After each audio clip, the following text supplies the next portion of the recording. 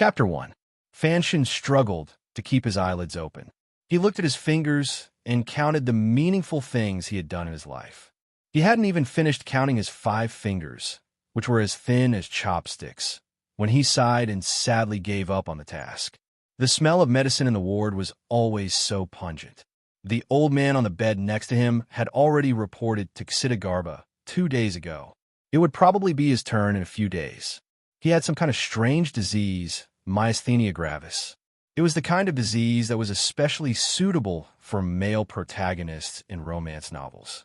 It was said that if there was no cure, he wouldn't be able to move anything except for his tears when he died. But I'm not a male protagonist in a romance novel. Fanshin mumbled, but because the muscles in his jaw were useless, it became a string of muffled murmurs. He looked at his middle finger and felt sorry for himself. I'm still a virgin.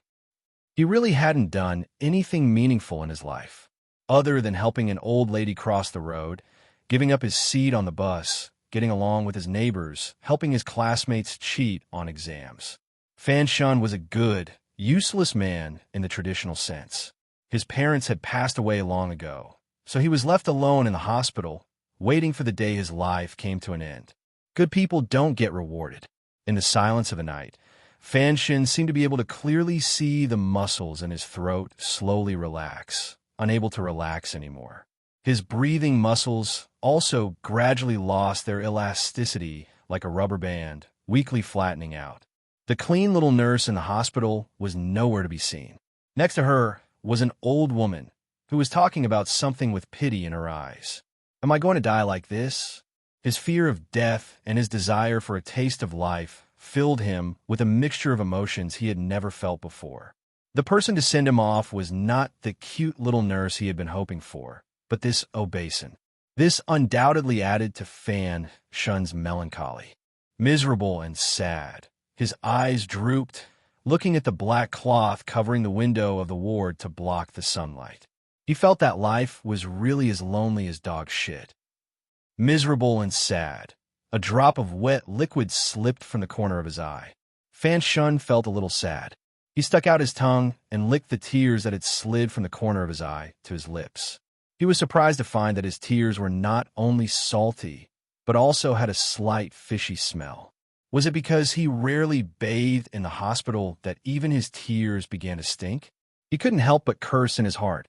Who asked you to cry? Who asked you to cry? Do you really think you're the male lead of a romance novel? But he immediately realized that something was wrong. Why could his tongue stretch out of his lips to lick his tears? According to the doctor, his tongue had long lost its ability to move. The only use it had now was to easily slide back into his esophagus and block his airway, thus becoming a rare genius in the world who committed suicide by swallowing his tongue. Then he found that it was easier for him to open his eyes. His field of vision was very wide, and his eyesight was much better than before he got sick. The scenery in front of him was clear and bright, and there was an object made of bamboo lying in front of him. Fanshin, who had been in a daze, suddenly saw a shocking scene through the bamboo shards. More than 10 men in black, brimming with a murderous aura, were holding sharp weapons in their hands, hacking at him. For a moment, he had no time to tell if this was a dream or a strange experience before death. He instinctively shrank his head back and covered his face with his hands. If it had been any other ordinary person, they would probably have done the same thing. Swoosh, swoosh, swoosh, swoosh. Countless sounds of breaking air rang out. This was followed by countless muffled grunts, and then silence. After a while, Fanshin felt that something was wrong. He carefully separated 2 fingers from the hands covering his face and secretly looked outside. The bamboo basket in front of him divided the space in front of him into countless pieces. Looking through these holes, he could clearly see more than 10 corpses lying on the ground. Blood flowed on the ground, and the fishy smell filled the air. Fanshin was frightened. Everything in front of him was too real, and he couldn't come back to his senses for a moment. Then he suddenly thought of the hands on his face. Could it be that his hands could move? Could it be that his illness had really been cured? Then what was going on in front of him? Was this all a dream? When he woke up, Would he still be lying on a sickbed, unable to move, a cripple who could only wait for death? If that was really the case, then it was better not to wake up from this dream. At least his hands could move, and his eyes could blink. He thought sorrowfully, and touched his wet face with his hand. When he pulled his hand back, he found that it was covered in blood. It turned out that the drop of wet liquid that had dripped from the corner of his eye was someone's blood that had splashed onto his face. Fan Shin stared blankly at his hands, screaming in his heart that these were definitely not his hands. In front of him was a pair of white, tender, and adorable little hands. They were stained with blood, and they looked as strange and enchanting as a white lotus that had bloomed in Azura's field.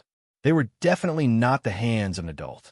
A series of emotional shocks surged into Fan Shun's mind. He couldn't help but be stunned. Countless questions and incomparable fear occupied his body and mind. It was the 57th year of the Qing Kingdom. His Majesty had led an army to conquer the Western barbarians, but the war had not yet ended. Count Sinan was also with the army, and the Empress Dowager and the Council of Elders were in charge of the capital. On this day, a fire broke out at Taiping Villa on the outskirts of the capital by the Lujing River. A group of nocturnal experts took advantage of the fire to break into the villa, killing anyone they saw. A young servant from the courtyard took advantage of the night to break out of the encirclement with his young master. They were chased by a group of villains dressed in nocturnal clothes. The two sides fought all the way to the south entrance of the city. The experts who were ambushing them did not expect that this disabled youth was actually an unfathomable expert. Behind the hills, there were unexpectedly reinforcements from the other side. The identities of these reinforcements made these people even more terrified. Black Knights, the assassins who had been shot to death by crossbow bolts, lay in pools of blood and cried out in anguish. The reinforcements were mounted on horses, wearing black armor. Under the moonlight, they glowed with a faint, soul-devouring luster. Each of the cavalrymen was armed with a hard crossbow, which only the army was allowed to equip. Earlier, the rapid firing of the crossbow bolts had killed most of the assassins. Surrounded by the Black Knights was a middle-aged man sitting in a carriage. His face was pale, and he had a sparse beard on his chin. He looked at the young servant, who was carrying a child on his back, and nodded. He then clapped his hands lightly. The clapping was the signal to attack. The cavalry separated into a group, and like a sickle in the night, they mercilessly charged into the ranks of assassins who had suffered heavy casualties. Suddenly, a sorcerer among the assassins raised his staff and began to chant an incantation. Everyone present could feel some unknown energy beginning to gather at the edge of the hills. The middle-aged man in the carriage frowned slightly, but did not move. Suddenly, a black shadow leaped out from beside him, flying through the night like a hawk. With a crisp sound, the sorcerer's chanting came to an abrupt end. His head flew high into the air, and blood fell like rain. The middle-aged man in the carriage shook his head. These sorcerers from the West just don't understand. In the face of a true powerhouse, magic is like the Prime Minister's pen. It's useless.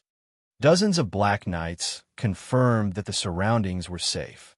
They clenched their right fists and made a hand gesture, reporting that the surrounding assassins had been cleared. The cavalry parted, and the carriage inside slowly moved forward, stopping in front of the young servant. The middle-aged man in the carriage sat in a wheelchair with the help of his subordinates. The middle-aged man with crippled legs pushed the wheelchair under him, slowly approaching the center of the field, toward the young man who had been standing as straight as a spear. Looking at the bamboo basket on the young servant's back, the middle-aged man in the wheelchair finally showed a hint of red on his pale face. Finally, nothing happened. The man carrying the bamboo basket had his face covered with a black cloth, and in his hand was a black iron rod that looked like a sword. Blood was slowly dripping from the iron rod, and beside him were many corpses. The corpses were all experts in the ambush, and there was blood on the throats of the corpses. It seemed that they had been killed in one blow. "I need you to give me an explanation for this matter," the man with the black cloth over his eyes said coldly. The man with the black cloth over his eyes said coldly, His voice didn't tremble, and there was not a trace of emotion in it. The middle-aged man in the wheelchair had a look of pity on his face. Of course, I will give you an explanation, and I must also give my master an explanation. The young servant with the black bandage nodded and prepared to leave. Where are you taking this child? The middle-aged man in the wheelchair said coldly. You're blind. Do you want the young master to wander the world with you? This is the young lady's flesh and blood. This is also the master's flesh and blood. The middle-aged man in the wheelchair said coldly. I promise that I will find a very safe place for the young master in the capital. The man shook his head and pulled the black cloth over his face. The middle-aged man in the wheelchair knew that other than the young lady, even his master couldn't order him around. He could only sigh and try to persuade him.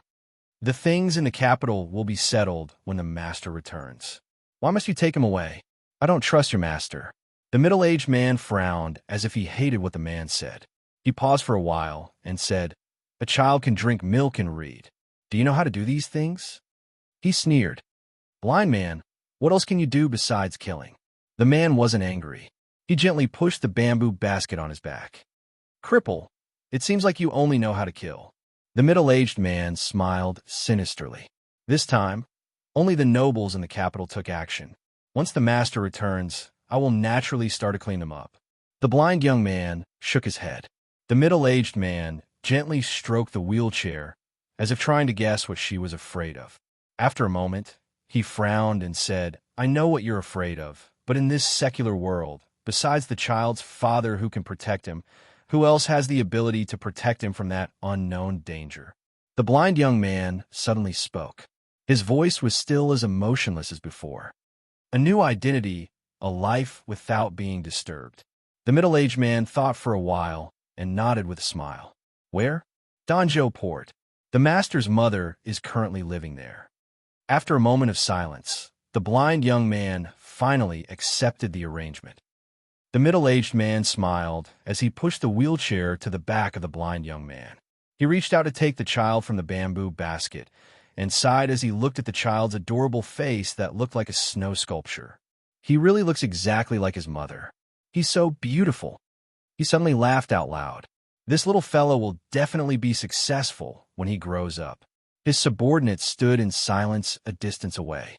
When they suddenly heard their master laughing so happily, though they remained calm on the surface, deep down, they were extremely shocked. They wondered how important the child was. The blind young man tilted his head and reached out to take the child back. Though he was more innocent than normal humans, he was unwilling to let the child's face be too close to the venomous snake's hand. At the same time, he used a one-syllable word to express a purely polite question. The middle-aged man smiled as he looked at the child's face. There was an indescribable and especially terrifying feeling in his smile. He's only 2 months old, but he's able to wipe the blood off his face. After experiencing such a terrifying thing tonight, he can still sleep so soundly. He suddenly lowered his voice to make sure that his subordinates could not hear him. The child of a heavenly meridian. The middle-aged man held great power in the capital, and he was extremely ruthless. Whenever an official who committed a crime fell into his hands, he would reveal the truth within 2 days, and he had a sharp eye. Even so, an extraordinary person like him could not tell that the child was not sleeping soundly, but had fainted from fear. Heavenly meridian referred to heaven, and meridian referred to the bloodline. A heavenly meridian referred to the bloodline left behind by heaven in the human world. According to the legends in this world, a bloodline left behind by heaven in the human world would awaken every few centuries. This bloodline could represent an undefeatable battle prowess. For example, there was a great general in the distant ancient country of Nas. When his country was about to be destroyed by the barbarians, he used his bravery and battle prowess to assassinate most of the members of the barbarian primitive parliament. There were also some heavenly meridian who displayed great talent in art or wisdom, such as the great wizard Paul and his wife, the playwright Fu Bo, who had just died 300 years ago in the West. Naturally, No one could prove that they were the bloodline left behind by heaven for the suffering of the human world. But in reality, these people brought peace and many other things to the human world. Moreover, all of the heavenly meridian disappeared without a trace. No one, not even the country, could find a trace of them. They just suddenly appeared and suddenly disappeared. Other than leaving behind some obscure records, there was nothing to prove their existence. The middle-aged man in the wheelchair happened to be one of the few people who knew of the existence of the heavenly meridian. For some reason, after Fan Shen died, his soul came to this world, and just like that, he was inconceivably reincarnated into the body of a baby. Moreover, this baby's father or mother was unexpectedly the mysterious and unfathomable heavenly meridian of the continent. At daybreak, the battlefield had already been cleaned up. The carriage slowly moved up the stone road to the east. Behind the carriage, a group of black cavalry and a pale, middle-aged man sitting on a wheeled horse formed a very strange and enchanting scene. The carriage hit a stone, and the sound of a ripple woke up the baby lying flat on a soft silk cushion. The baby's eyes left the faces of the people who had saved his life somewhat listlessly and looked in front of the carriage. Unlike the wandering gaze of an ordinary baby, it was incomparably clear but unable to focus, and had a few traces of something that could not be explained clearly. No one knew that such a soft little body actually contained a soul from a different world. As far as the eye could see, the curtain of the carriage fluttered in the oncoming wind, revealing a corner of the green mountains outside the carriage and the long stone road behind it. It was like countless pictures, continuously rewinding. In front of the carriage, the blind youth was tightly gripping the iron drill in his hand. His eyes were covered with a black cloth, covering both his eyes and the sky. Chapter 2. Danzhou Port was to the east of the Kingdom of Qing. Although it was by the sea, several ports in the south had recently been built, and the expected sea route to the west had long been connected. As a result, the center of the country's trade had shifted south. The port gradually showed signs of decline, and the bustling port in the past had become quiet a few years ago. Seagulls flew freely, no longer harassed by those hateful sailors.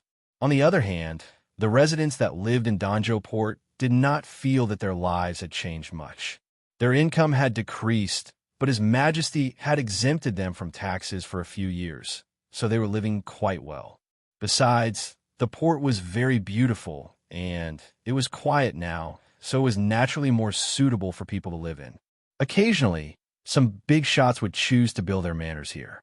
But because it was too far from the capital, not many officials actually stayed. The only one who could be considered as such was the old lady in the courtyard in the west of the city. It was said that the old lady was the mother of Count Sinan in the capital and had chosen to retire here. The residents of the city knew that Count Sinan seemed to be greatly appreciated by His Majesty, and that he had not been sent out in accordance with the law. Instead, he had stayed in the capital to work in the Ministry of Finance. So most of them were respectful to the old lady. But children did not understand such things.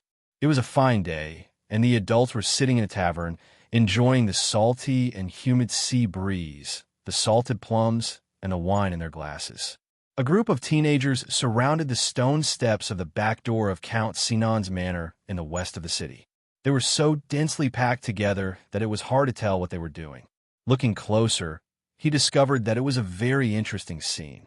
It turned out that these youths were all listening to a child who was only 4 or 5 years old. The little boy was very handsome, with picturesque eyebrows and clear eyes. His voice was still childish, but his tone was very mature. He sighed and gestured with his small arms. It said that Truman walked to the wall and found a ladder there, so he walked up step by step and found the door. He pushed the door open and walked out, and then, naturally, he returned to the world. The little boy pouted, as if annoyed that the older teenagers would ask such a retarded question. No way. Didn't he go and kill that Hani? Ha-In I is dead. Another teenager answered. Yes. Isn't Truman going to beat up that Hani to vent his anger? He was locked up like this for many years. The little boy shrugged. Nope. Tisk. How boring, young Master Fancian. Today's story isn't as good as the one from a few days ago. What do you like to listen to then? An ethereal journey. Charm Monogatari. Bang! The little boy called Fancian pointed his middle finger at the children around him who were older than him. Fighting and killing isn't healthy. Digging for treasures everywhere isn't environmentally friendly. Suddenly, an extremely angry voice came from the courtyard. Young master, where have you been? The children in a circle imitated him and also raised their middle fingers. But because there were so many of them, it was much more spectacular. Bang! They all laughed and dispersed. The little boy called Fancian stood up from the stone steps, patted the dust off his buttocks, and ran into the courtyard. But before he closed the door, his sharp eyes glanced at the blind young owner of the grocery store across the street. His face showed a complex expression that did not match his age, and he gently closed the wooden door. This was Fancian's fourth year in this world. In these years, he finally understood that he was not dreaming. He had really come to an unknown world. This world seemed to be the same as the one in his memory, but also seemed to be very different. By eavesdropping on the servants in the Count's manor, he finally understood his identity. He was the illegitimate son of Count Sinon in the capital. Just like in the typical feud between the rich and the powerful, an illegitimate son could easily fall prey to the evil schemes of the first aunt or second aunt. Fancian's father seemed to have only one son, so in order to continue the Count's bloodline, he was sent to Donjo Harbor, which was very far from the capital. Over the years, he gradually got used to his identity. The soul of an adult trapped in the body of a child would experience a completely different experience, both physically and psychologically. If it were a normal person, they would probably go crazy. But coincidentally, in Fancian's previous life, he was a patient with myasthenia gravis and had been bedridden for many years. Now, it was just a little inconvenient for him to move around. Compared to the miserable situation in his previous life, it was nothing. So now that he was living in the child's body, he didn't feel too uncomfortable. The most uncomfortable thing was actually his current name. When he was 1 year old, the Count of the capital sent him a letter and gave him the name Fancian, courtesy name in G. It was not a good name. It sounded like a curse from his hometown. You're a nuisance. But his appearance was only that of a child, so it was impossible for him to object verbally. When he was treated in the hospital in his previous life, he could still move his head, so he often begged the cute little nurse to buy him pirated DVDs and books. After living in the Count's residence for a long time, although the old lady was cold on the outside, but warm on the inside, and loved him very much, and the maids in the residence did not treat him differently because of his identity as an illegitimate son, the pain of not being able to communicate with others still made him a little unhappy. Could he tell the maids that he was from another world? Could he tell the teacher that he actually recognized all the words in the book? So he often sneaked out of the Count's residence's side door and played with the commoners' children on the street. More often than not, he told them stories, movies, and novels from his world. It seemed that he wanted to remind himself of something, to remind himself that he did not belong to this world, and that there were movies, the internet, and YY novels in his world. Until today, for some reason, he told the movie The Truman Show. The movie's plot was a little dull, and there was no Jim Carrey acting cute, so he should have known that the teenagers in Donjo Harbor would not like it. But he still told it, because deep in his heart, there was always a sense of absurdity. He was clearly a person who was going to die, so why was he suddenly reborn in this body? He could not help but think of the movie. Perhaps the people in front of him, the streets, and the seagulls flying in the sky were all arranged by someone, just like The Truman Show. In the end, The Truman Show discovered that the world he was in was fake, so he resolutely took a boat and found the exit. But Fancian, no, it should be Fancian, knew that he was not The Truman Show. This world was real, and it was not a big film studio. So he found that telling stories every day to remind himself that he was from another world was a very absurd action in itself. Chapter 3. The only good thing about his rebirth was that his limbs were now nimble, and he could jump about. Fancian was gratified by this realization. Those who had not suffered from his disease would probably find it difficult to feel this kind of happiness. He comforted himself by thinking that perhaps this was a gift from God. It took him 4 whole years to figure out this problem. Since he had the chance to live again, why not live it to the fullest? Since God had bestowed a new life upon him, if he did not live it well, would that not be disrespecting God? For example, since he could move now, why not move more? So all the servants in the count's manor knew that this young master, born of a concubine, was someone who could not sit still. "Young master, I beg of you, come down quickly." At that moment, Fan Xian was sitting at the highest point of the artificial mountain in the courtyard, looking at the distant horizon with a smile. But in the eyes of the servant girl, a 4-year-old child had climbed to such a high place and had such a mature smile. It was obvious that the little fellow had lost his mind. Gradually, more and more people gathered at the foot of the artificial mountain. 7 or 8 servants surrounded the mountain anxiously. Although Count Sinan was appreciated by His Majesty, his rank was not high, and his official position was not high. He did not have much income, and even if he did, he could not possibly spend it all on his mother and illegitimate child. As a result, there were not many servants in the Count's estate. Fan Xian looked at the anxious faces of the people at the foot of the artificial mountain and could not help but sigh. He obediently climbed down. "It's just a little exercise. What's the rush?" The servants had long since become accustomed to their young master's strange habit of imitating the way adults speak. They took him in their arms and went to take a bath. When Fan Xian came out, his lips red, his teeth white, his body fragrant and tender, the servant girl picked him up again.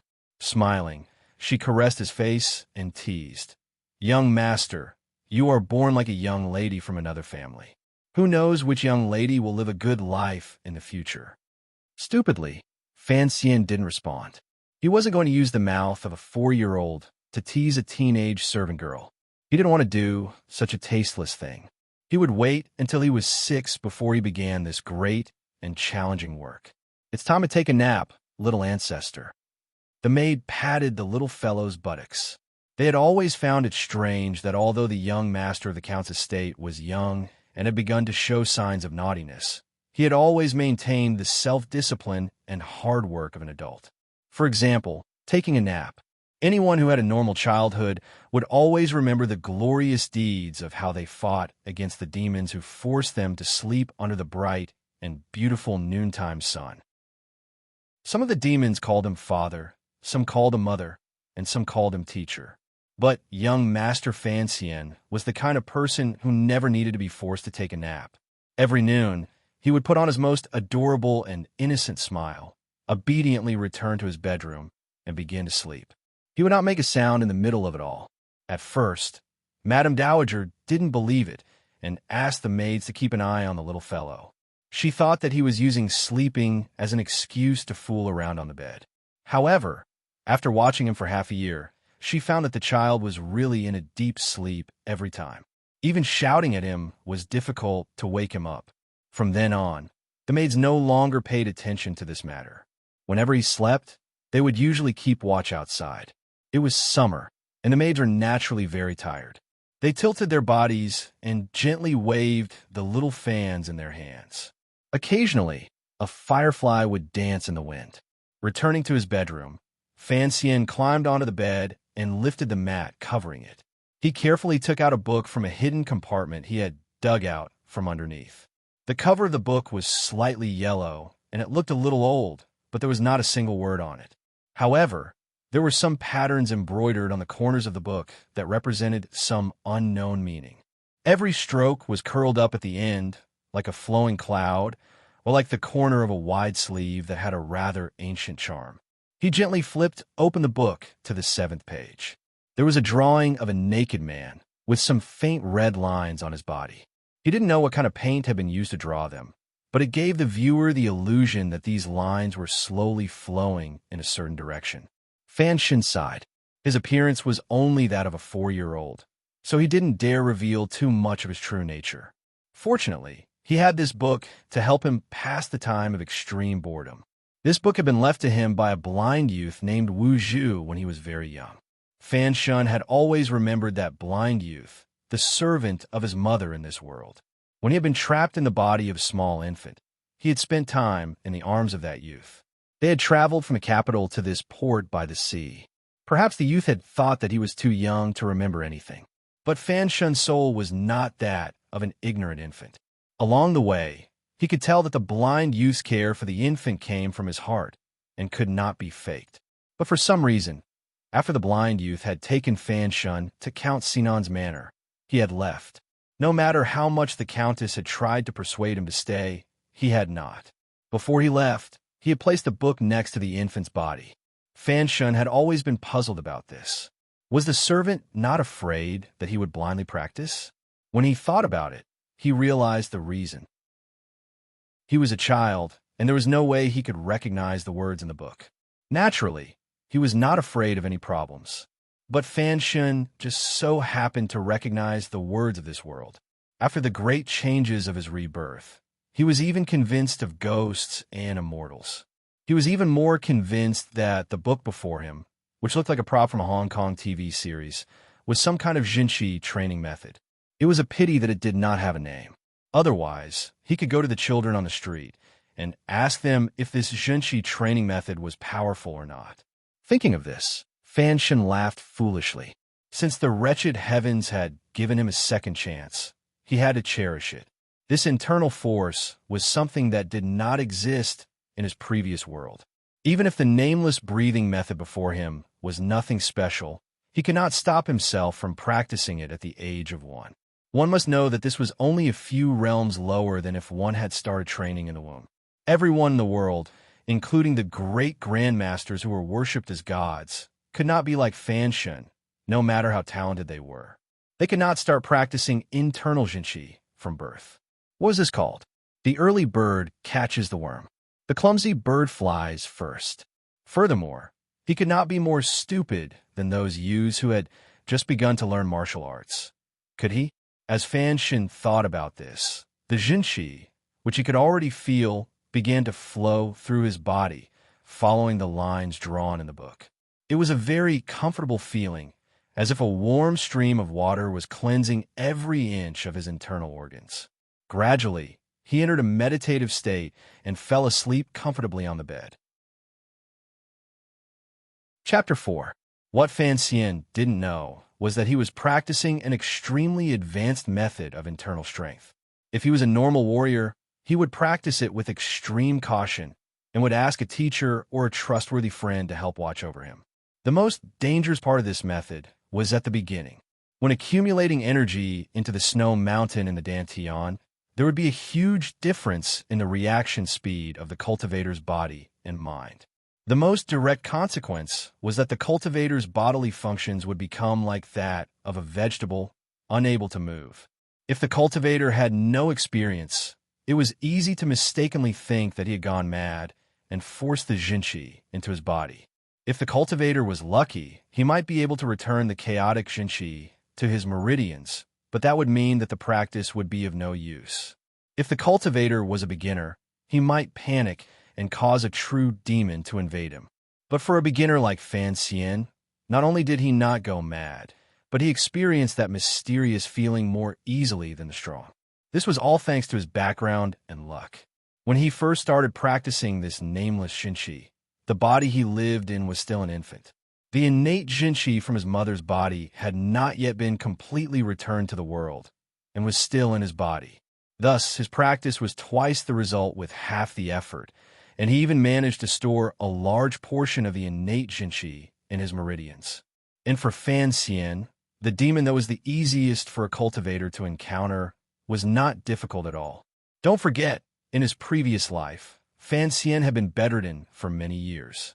He had long gotten used to his brain not being able to direct his body, so he did not panic when he encountered this situation for the first time.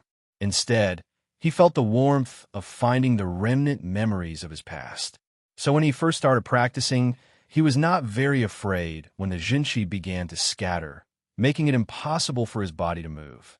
Because he was fearless, his mind was free of distracting thoughts, and he easily passed through the most difficult hurdle. From then on, practice became simple. He only needed to silently recite the method, and he would naturally enter a meditative state. So for Fan Xian, his daily naps were very sweet and could not be woken up by thunder. It was extremely difficult for ordinary cultivators to enter a meditative state because it required luck and coincidence. For this child to meditate every day was an indescribable luxury. The heavens really did care for him. When she woke up, she rolled her fresh and lovely face in the towel in the servant girl's hand, which was considered washing her face. In the afternoon, he began to study with a teacher from Donghai County, who was specially invited by the Earl's mansion in the study. The teacher was not very old, about 30 years old, but his body gave off a very old and rotten smell. 10 years ago, the kingdom of Qing had begun a literary reform movement. It had begun with an essay by Mr. Hu, the head of the Secretary Pavilion, on literary reform. Today's literary scene was the battleground between ancient and modern literature. The so-called ancient language was the classical Chinese from Fan Xian's memory, while the modern language was similar to the vernacular, but the wording was more elegant. Fan Xian's teacher was a fan of the ancient school of literature, so he taught Fan Xian what to read every day. Although these books were not the same as the 4 books and 5 classics of Fan Xian's previous world, the wonderful thing was that many of their contents were not too different. They were also divided into Confucianism, Moism, legalism, and Taoism. As a result, Fan Xian began to wonder where he was the first time he attended the class. The summer was hot and stuffy, and the study was steaming. The teacher pushed open the south window, and the sound of cicadas could be heard outside. Together with the cool breeze, it was a beautiful scene. The teacher looked back and saw his pupil sprawled on the table in a daze. He was about to reprimand him, but when he saw that beautiful little face, his heart softened. The teacher actually admired his pupil. At such a young age, he could speak clearly and could understand a thing or two about the profound meaning of the predecessors recorded in the books. For a 4-year-old urchin, this was not easy. The teacher had his own doubts. Count Sinan was a little too impatient, and the requirements in his letter were too high. He had no choice but to start teaching the 4-year-old the scriptures. In an ordinary household, at this age, he would only be learning a few words and reciting a child's education. When the lesson was finished, Fan Xian politely bowed to the teacher and then respectfully waited for the teacher to leave the study. Only then did he take off his sweat-soaked coat and run out of the study. The girl's servant behind him yelled at him to be careful the whole way. When he entered the main courtyard, Fan Xian immediately stopped. With an innocent and lovely smile on his face, he waddled in like a little adult. Seeing the old lady sitting in the middle of the room, he opened his mouth and called out in a childish voice, "Grandmother." The old lady's face was kind and benevolent, and her deep wrinkles were all traces of age. Only the occasional expression in her eyes told others that she was not a simple woman. It was said that Count Sinan's current status was inseparable from the old lady's connections in the capital. "What did you learn today?" Fan Xian stood in front of the chair obediently. After explaining what the teacher had taught him, he bowed and went to the side courtyard to eat with his sister. The old lady and her grandson seemed to be strangers. He didn't know if it was because Fan Xian was an illegitimate child, but although the old lady didn't mistreat him, she always had high expectations of him. As a result, she always seemed a little distant. Fan Xian remembered that when he was only 1 year old, the old lady before him had held him in her arms and wept in the middle of the night. Of course, the old lady didn't expect a 1-year-old infant to understand her words, and she silently remembered them. "Child, if you want to blame someone, blame your father. Poor thing, your mother died as soon as you were born." Past. That was a big question in Fan Xian's mind. When he first arrived in this world, he had been ambushed. Although he now knew that his father was Count Sinan, a high-ranking official in the capital whom he had never met. Who was his mother? Back then, Count Sinan had been with the emperor on the western expedition, and the assassins had naturally targeted his mother. But the soul within him belonged to another world, so naturally he couldn't have any father-son feelings for Count Sinan, whom he had never met. He would only occasionally think of the woman who had already left this world his mother in name. Chapter 5. What are you thinking about? The two servant girls were serving the dishes. The little girl, who sat to Fan Xian's right, pouted. The little girl's skin was a little dark, and she was a little thin. Sitting next to Fan Xian, who was as pretty as a girl, she looked particularly pitiful. Fan Xian reached out and ruffled the little girl's yellow hair. I was thinking about what you usually eat in the capital. This little girl, who was even younger than Fan Xian, was Count Sinan's daughter. She was his half-sister, and her name was Ruo. Because she had been sickly since childhood, and the Countess loved her dearly, she had been brought to Danzhou a year ago to recuperate. But after nearly a year, there had been no improvement. Her hair was still rather sparse. Naturally, the family of an official would not lack food and clothing, so she could not be malnourished. She was probably born with a weak constitution. Fan Xian and the little girl hit it off very well. Although he dealt with the little girl with the mentality of an uncle, it was only because he felt sorry for her that he often took her out to play and told her stories. In the eyes of others, however, it became evidence of their deep sibling love. Fan Xian's identity was a little awkward. After all, an illegitimate child could not be compared to a legitimate daughter, so the servant girls deliberately avoided mentioning the Count's estate in the capital. Hearing her brother's question, the little girl very seriously began to count with her fingers what she usually ate in the capital. But no matter how she counted, the 3-year-old girl could not remember anything. She could only repeatedly say Tong Hulu and Do figurines. By the time they finished eating, it was already late. The sun was halfway down the other side of the land, and a thick twilight enveloped the entire courtyard. Ruo, you really are weak. Big brother bullies me. Well, what do you want to hear today? Snow White. Fan Xian suddenly laughed. Fortunately, there was no one else around, or they would have been shocked to see the strange smile on the face of a 4-year-old boy. Big brother will tell you a ghost story. Okay? No. Fan Ruo was startled. She shook her head vigorously, and 2 clear streams of tears rolled down her tan cheeks. It was clear that she had been tormented by many ghost stories in the past year. Bullying little girls was just one of Fan Xian's vices. He was best at bullying servant girls. He often told them ghost stories, which would scare the youthful girls into screaming nonstop. They would all huddle together on the bed, shivering. Although it was impossible for Fan Xian to tease them verbally in order to hide himself, he could still enjoy a fragrant embrace at this time.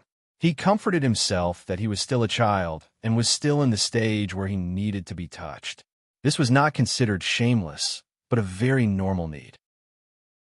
Every time the maids were curious about how a young man like him could know so many terrible stories, Fan Xian would blame it on the teacher. Therefore, the maids were now looking at the teacher with a somewhat unfriendly gaze. They thought to themselves, Lord Count spent a lot of money to hire you to teach the young master, but you actually told him a ghost story. Not only did you scare the child, but you also scared us flowers. You've committed a great sin. As usual, after the ghost story was over, the 2 maids looked shocked but still satisfied. They helped the little fellow wash up and then closed the door to let him sleep. It seemed to be another ordinary night. Fan Xian put the hard porcelain pillow under his head to one side and went to the wardrobe to take out a winter robe. He tidied it into a square, and it became a pillow. He leaned against the pillow, but his eyes were open, shining in the dark. He did not fall asleep for a long time. Although he had accepted the fact that he had been reincarnated into this world, he could not necessarily get used to it. It was probably around 9 o'clock at night, and it was very uncomfortable to have to sleep. Moreover, he had slept in bed for a long time in his previous life. He touched the surface of the bed and found that the secret compartment he had made could not be seen by others. He relaxed a little, and very naturally, the Jinqi in his body began to flow slowly, and he could enter the state of meditation at any time.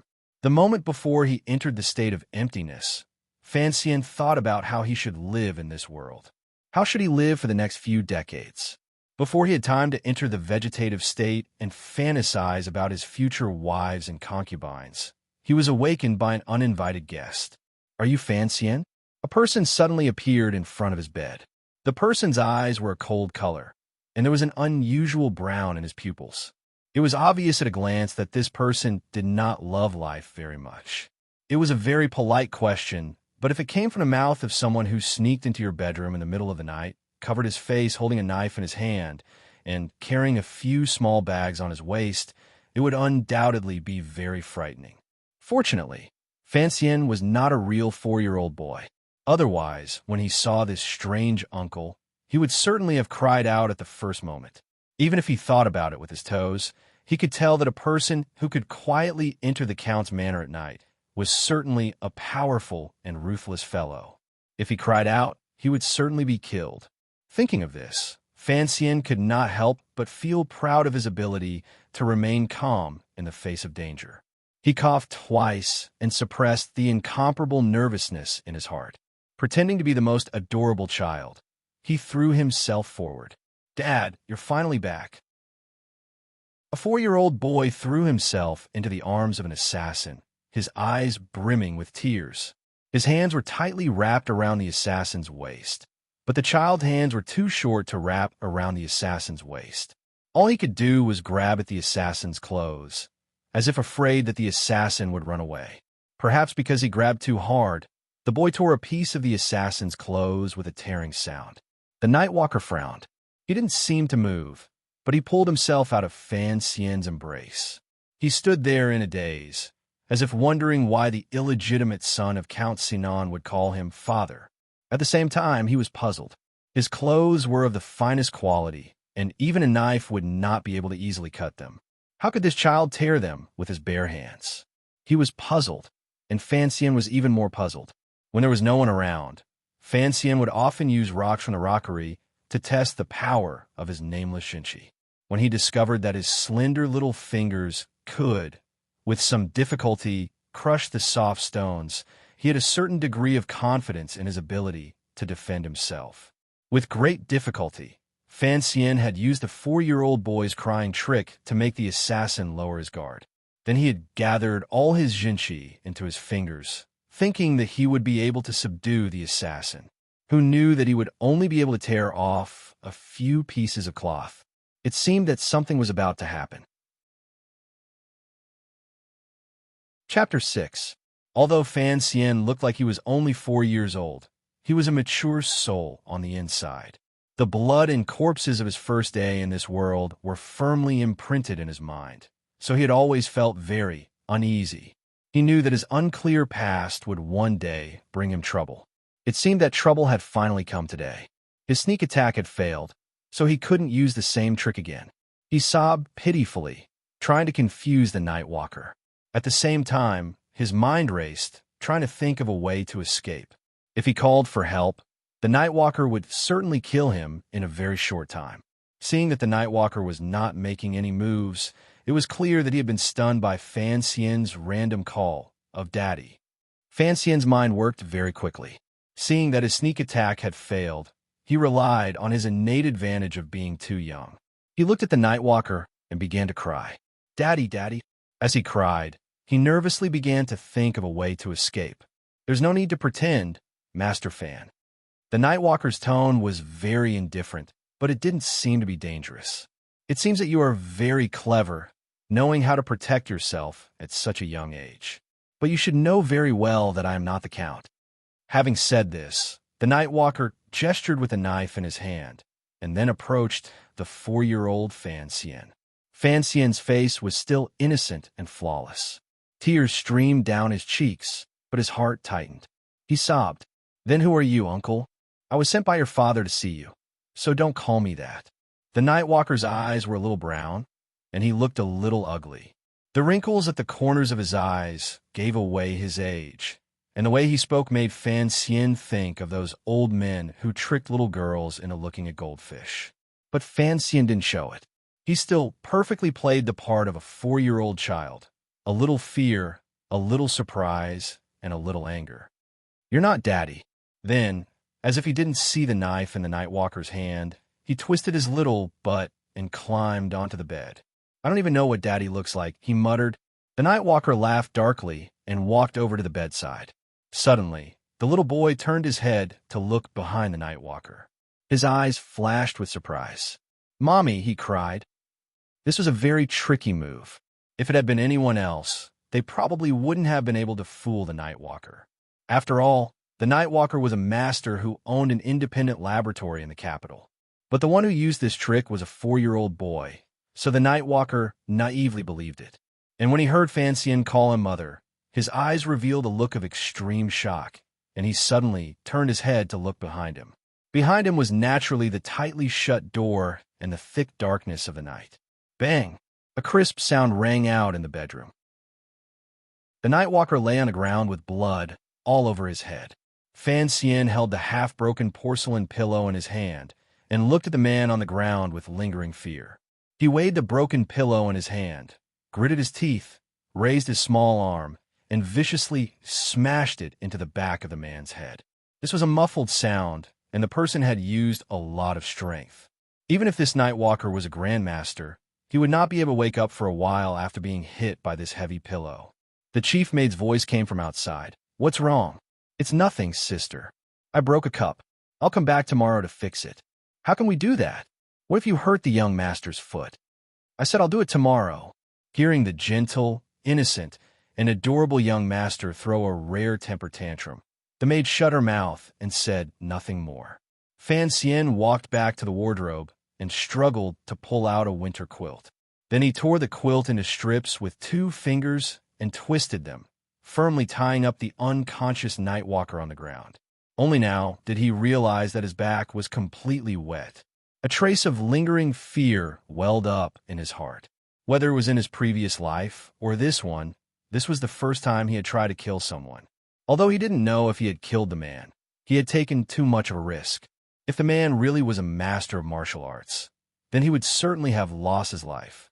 He put his hand under the Nightwalker's black mask and found that the man was still breathing. For some reason, Fanxian suddenly had the thought of killing him to silence him. But then he realized that after his rebirth, he seemed to have become much more resilient. He had acted so ruthlessly, without the slightest hesitation. He didn't realize it himself because in the heart of the child called Fanxian, he had already died once. This rebirth was especially precious, so he wouldn't allow anyone to harm his life. Only when you're drunk do you know the weight of life. Only when you're dead do you know the weight of life. It was that simple. Holding the knife in his hand, Fanxian thought about it again and again. He still couldn't make up his mind to kill the unconscious Nightwalker. Suddenly, he thought of someone, and his face lit up with joy. He quietly opened the door, ran to the backyard, and crawled out through the dog hole. He came to the grocery store on the corner of the street across from the Count's mansion. Knock, knock, knock, knock. He gently knocked on the door of the grocery store. The sound was very soft, and in the quiet night of Donjo, it didn't travel far. But Fanxian knew that the person inside could certainly hear the knocking. Although that person had pretended not to know him for 4 years, when things came to this, Fanxian could only think of one person he could trust. "Who's there?" An extremely calm and emotionless voice came from the grocery store. Fanxian thought that this person was still the same as he was back in the capital, speaking and doing things in a methodical manner. He rolled his eyes and said quietly, "I'm Fanxian."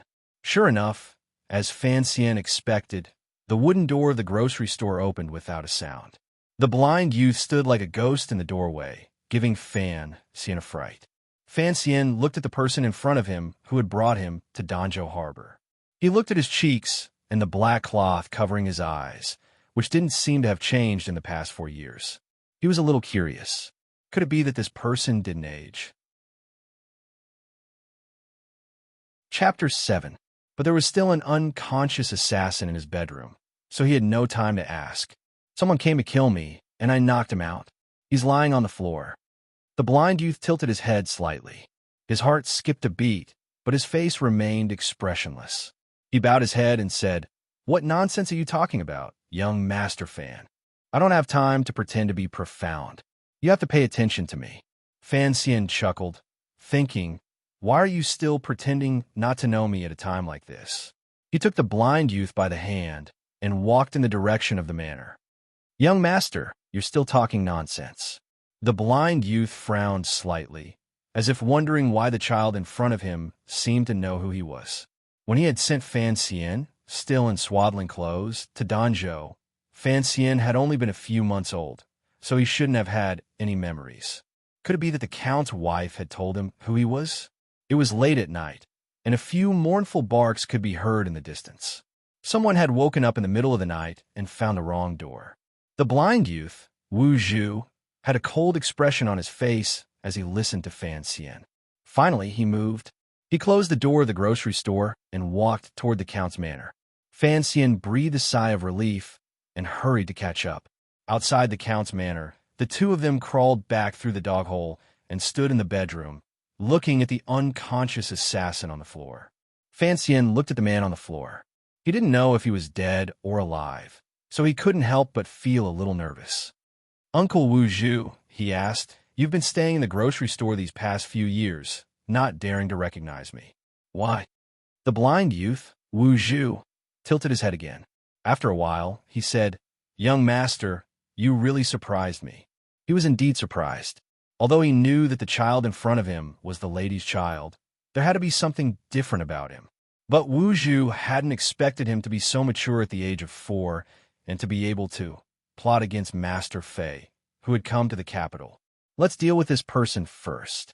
Fan Xian turned the assassin over with some effort and took off his mask, revealing the assassin's true appearance. The assassin's face was thin, and he was already a little old. The beard on his chin had begun to turn white, but for some reason, there was a faint green color mixed in with the white, which made him look a little disgusting. Startled, Fan Xian jumped behind Wu Zhu and grabbed his sleeve. "Uncle," he whimpered, "this assassin doesn't look good. This is Master Fei of the 3rd Bureau of the Overwatch Council." Wu Zhu slowly crouched down and touched the assassin's chin. He is one of the 3 most adept poisoners in the world. He is an expert in using, identifying, and detoxifying poisons. To think that such a formidable character would be ruined by you with a porcelain pillow. I don't know if you're too lucky or if he's too unlucky. It's his bad luck, Fan Xian thought to himself. Although he was surprised by the name of the man on the ground, he realized that he had run into a monster who looked like an infant but had lived 2 lives as a demon. His luck was not very good. "Don't touch him with your hands. What if he's poisoned?" Fan Xian reminded Wu Zhu. Wu Zhu did not stop moving, nor did he explain anything. But the way he moved made Fan Xian feel that he was telling him that there was no poison in this world that could kill him. Fan Xian frowned and asked, "Uncle, what do we do with this man?" He wasn't the type of person who was overly familiar with others. It was just that in this world, this blind young man was the first person he had ever known, and the only person he could trust completely. He also knew that this man was a formidable martial artist, so he deliberately acted cute and respectful, saying the word "uncle" over and over again. His eyes darted around and finally fell on the knife. He gritted his teeth, thinking that he might as well stab this Master Fei to death. Sensing his actions, Wu Zhu stood up and shook his head. "Your temperament is far different from the lady's. You're so young, yet you're already so ruthless. I don't know who taught you that. I learned it myself." Fan Xian didn't dare offend the only martial artist he could trust.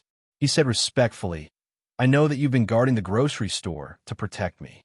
I also know that you were afraid that my mother's enemies would find me because of you, so I didn't stay in the Count's manor. So I had to be ruthless."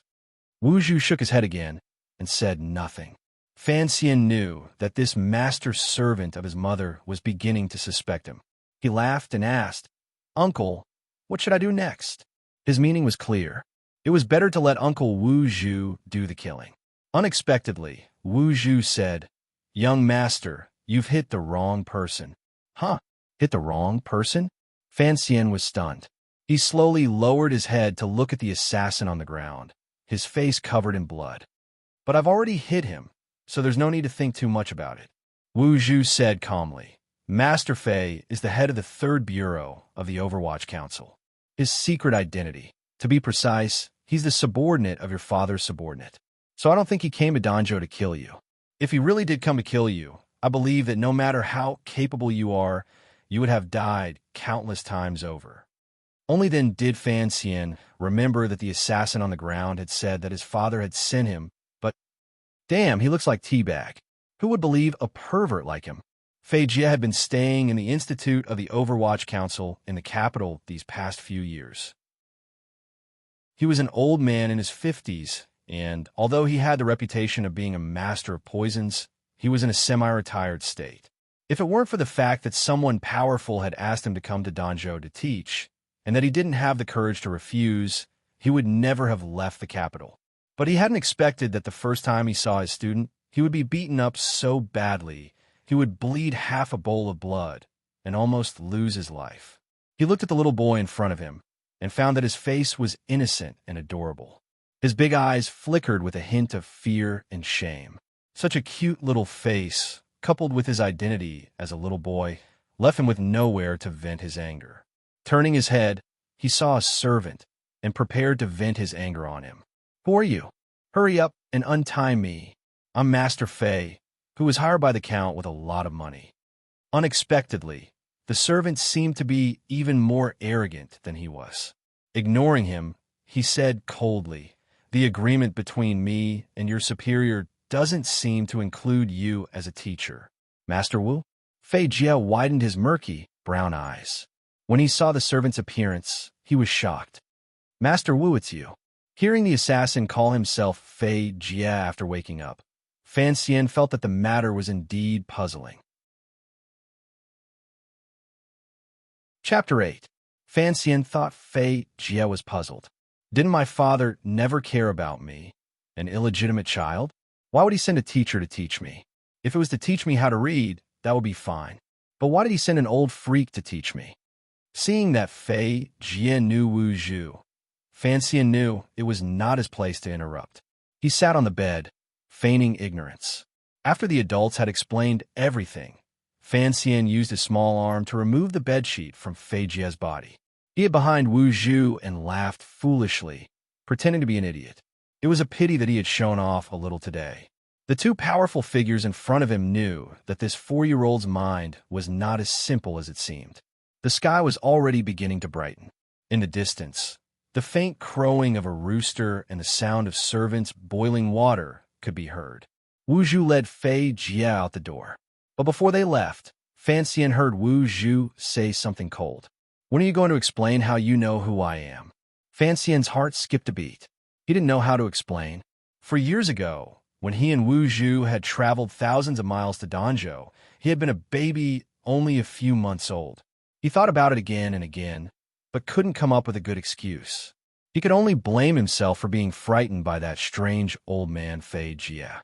The city of Danzhou began to wake from its dreams, but the unremarkable grocery store showed no signs of opening. In a dark room in the store, Wu Zhu looked at Fei Jie coldly. What is the meaning of the cripple? Although Fei Jie could be considered a master in some areas, he couldn't help but feel a little anxious when he thought of the rumors about the cold-blooded and ruthless young man in front of him. "The young master has to grow up," he replied. "One day, you'll have to face the problems of the capital. If you prepare early, you'll have a better chance of success." Wu Zhu raised his head and looked at him. Although he knew that the man before him was blind, Fei Jie felt that behind the black cloth, there was a murderous glint staring at him. He smiled. "If Master Wu has any objections, I can return to the capital immediately. I believe Master Wu will respect your opinion." Wu Zhu shook his head. "I don't think the cripple sent you here for a simple reason." Not bad. Fei Jie thought that only the man in front of him would dare to call the headmaster a cripple. He bowed and replied, "The headmaster hasn't been able to find the box left behind by Miss Wu. He's worried that it might be found by someone with ulterior motives, so he'd like to ask for your guidance." "There's no need to look for it. The lady destroyed the chest before she died," Wu Zhu said expressionlessly. Fei Jie nodded and turned to leave. Suddenly, he frowned and said, "I always feel that the young master is a little strange." "Fifth master, he is only 4 years old, yet you let him practice such an overbearing zhenqi cultivation method. Aren't you afraid that something will happen? The strange part is yet to come. I didn't teach him his zhenqi cultivation method either." Wu Zhu looked at the poisonous creature that was about to become his young master's teacher. "I'll have to trouble you," he said lightly. Fei Jie touched the dull ache on his head. He felt that these words seemed to be a bad omen, so he took his leave with a bitter smile. After he left, the blind Wu Zhu entered a secret room in the grocery store and stared blankly at a dust-covered chest in the corner. His eyes were still covered by a black cloth, but it was obvious that he was thinking about something. During the day, a strange teacher came to the Count's manor. After handing in his name card, he was personally received by the Countess. Somehow, he gained the Countess' trust and became the second teacher of the Fan family's young master. The maids had long since spread the news, and they all felt it strange. How could a man with a bandaged head, who looked like an old scoundrel, be qualified to be their young master's teacher? In the study, Fan Xian was obediently massaging Mr. Fei's back. Last night, he had knocked Mr. Fei's pillow, and now he had to quickly curry favor. "Teacher, you can't blame me," he said in a childish voice. Deep down, he felt disgusted. "You had a knife. I'm young, so I was a little impulsive." Fei Jie thought that without a knife, how could he pry open the door? He had only planned to sneak in to see what this legendary illegitimate child looked like. Who would have thought that the child would stay up in the middle of the night and play with insomnia? So it was inevitable that there would be a misunderstanding. But the back of his head still hurt. What a pity. In the future, he would find a way to get back at Fan Xian. "I thought you would come to teach me in secret." That's right. In many Jianghu legends, a young man living alone in a small garden will come across a strange person and learn amazing skills. Those around him know nothing about it. This kind of thing is quite common. Fan Xian looked at Fei Jie bitterly, listening to him speak. But not everyone in this world is stupid. Besides, you're not my daughter-in-law, and I don't like to climb walls every day. Fei Jie's expression was not very good. He looked at the young boy in front of him. "So, since I have an identity, it's better to use that identity to teach you." Fan Xian chuckled and climbed onto his lap. "Teacher, do you know my father? What kind of person is he?" Fei Jie's face turned green and red. He knew that the young boy in front of him was a vicious person, and yet he was still pretending to be naive. He felt completely powerless. Hearing the question, he thought for a moment before replying. "The Count is a friend of my superior, so he asked me to teach you." "You should call me teacher in the future." "Teacher? Then what are you going to teach me?" Fei Jie laughed, and a strange light flashed in his slightly brown eyes. "I only know how to use poison, so I'm going to teach you how to use poison to kill people and how not to be poisoned to death." He had thought that this would scare the little boy to tears, but Fei Jie immediately realized that the little boy in front of him was not an ordinary person, so his trick would probably be useless. Sure enough, Fan Xian's big eyes were full of excitement. His long eyelashes fluttered in a particularly interested manner. "Then what are you waiting for? Do you want me to catch a few rabbits to experiment on?" "Rabbits won't do, so I'll use toads." Fei Jie foolishly turned around, wondering if this little boy was really only 4 years old. A few months later, about a dozen miles away from Danzhou Harbor, in the graveyard, the faint light of dawn shone down on the dark graveyard, making the land seem even more eerie and eerie. Fei Jie clasped his hands together and stood outside the graveyard, watching the young master squatting in the grave. His eyebrows trembled slightly.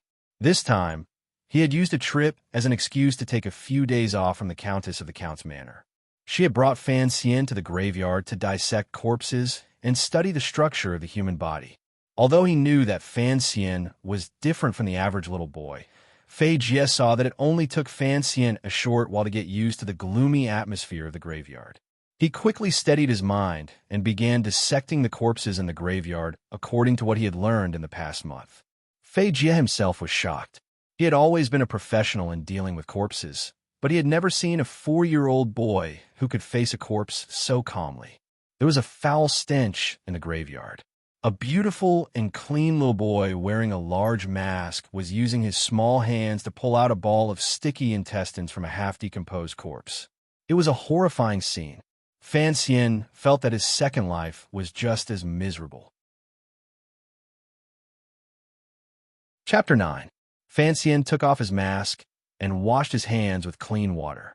He began to record the characteristics of the corpse, then analyzed the possible ailments, and recorded them in detail in a large black leather notebook provided by Fei Jie.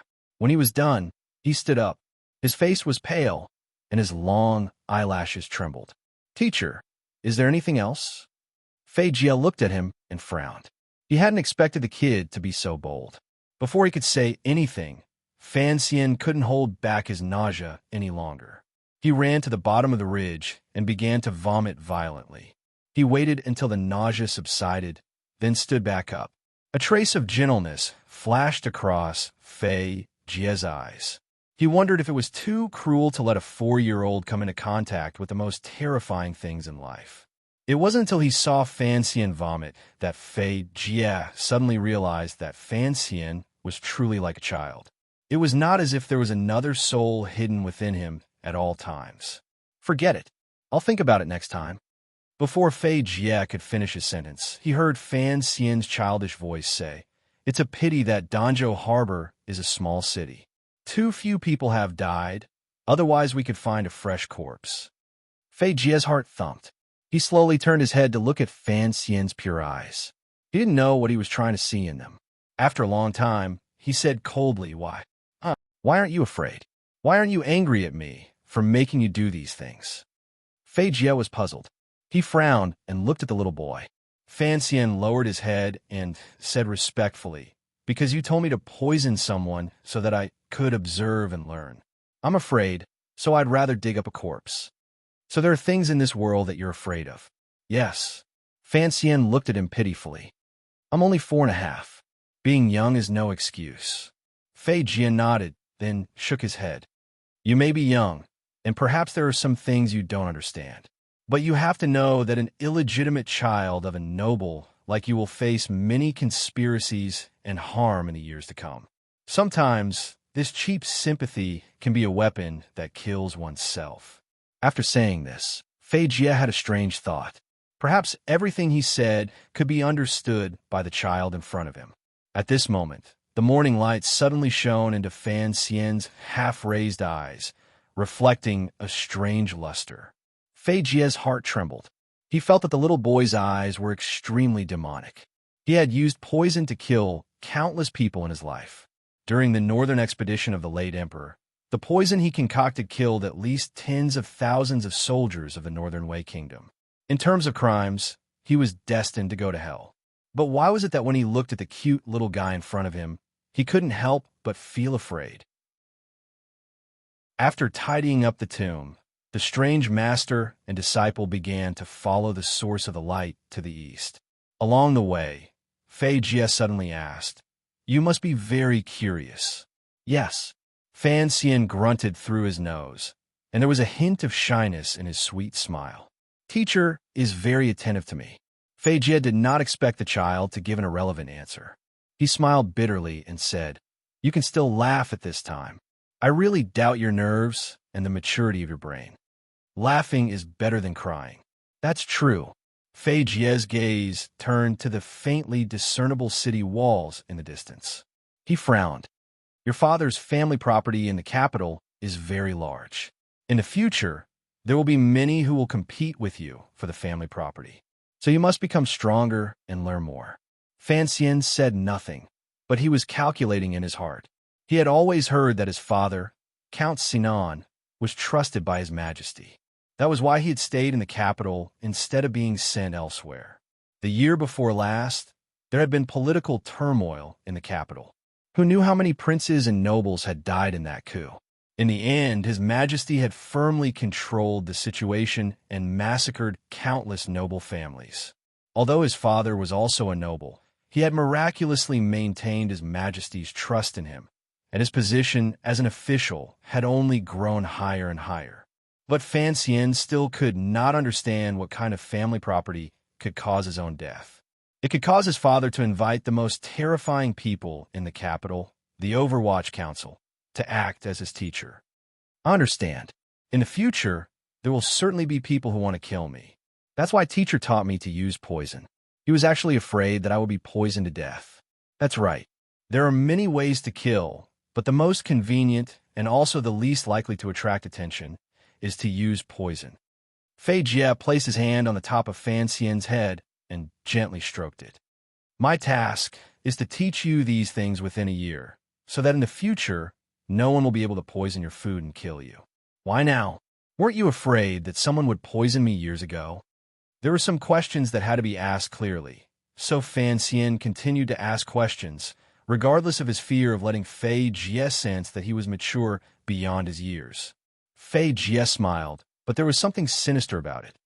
Because last month, Count Sinan's concubine gave birth to a son, which means that you have a competitor for the Count's estate. And that concubine just so happens to be connected to some people in the Overwatch Council. Your father is worried that something might happen to you, but it would be inconvenient for him to send someone to protect you for a long period of time. That would only make it easier for you to surface. That's why he arranged for me to teach you. Fan Xian noticed that Fei Jie used two titles, Count Sinan and Father. I'm illegitimate. Fan Xian smiled sweetly. According to the laws of this country, I shouldn't have the right to inherit my father's title. Concubine shouldn't be too worried about me. In this world, what can be said with certainty? Fei Jie replied casually. Although Sir Wu has been secretly protecting you, he can't be your nanny. The poison in your food can't kill him, but it can easily kill you. And you don't know how many people will die with you if you die. Fan Xian was more and more confused. He wondered what kind of power his father, whom he had never met, wielded in secret. It was obvious that his father had far more power and ability than a mere count could have. In the early morning light, Fei Jie held Fan Xian's little hand as they walked toward Danzhou. Their shadows, one tall and one short, stretched out on the ground. Fei Jie looked at Fan Xian's still pale face. Actually, a dead person is the least scary thing. Yes. In the future, don't use that kind of jinqi to control your emotions. If you can't properly vent your emotions, even if your internal tyrannical jinqi is cultivated to its peak, you'll only become a murderous monster. Yes. Fan Xian obediently dispersed the jinqi in his body, no longer trying to control his fear and disgust of corpses. At that moment, Fei Jie suddenly said, "There's still a piece of rotten intestine in your sleeve. Are you going to braise it at home?" A child's scream and the sinister laughter of a bad teacher came from the quiet countryside. Chapter 10. In the following year, the young Fan Xian began to learn everything he could about poisons from Fei Jie, who had come from the capital. Occasionally, he would leave the city, traverse mountains and ravines in search of botanical poisons such as strychnine and Barbados nuts. He also tasted all sorts of fungi and suffered from stomach aches countless times. Were it not for the poison grandmaster at his side, he would have long since gone to the underworld. Of course, in order to further his studies, under Fei Jie's guidance, Count Sinan's illegitimate son had already committed numerous murders. Countless white rabbits with short tails and scurrying toads were buried under his delicate hands.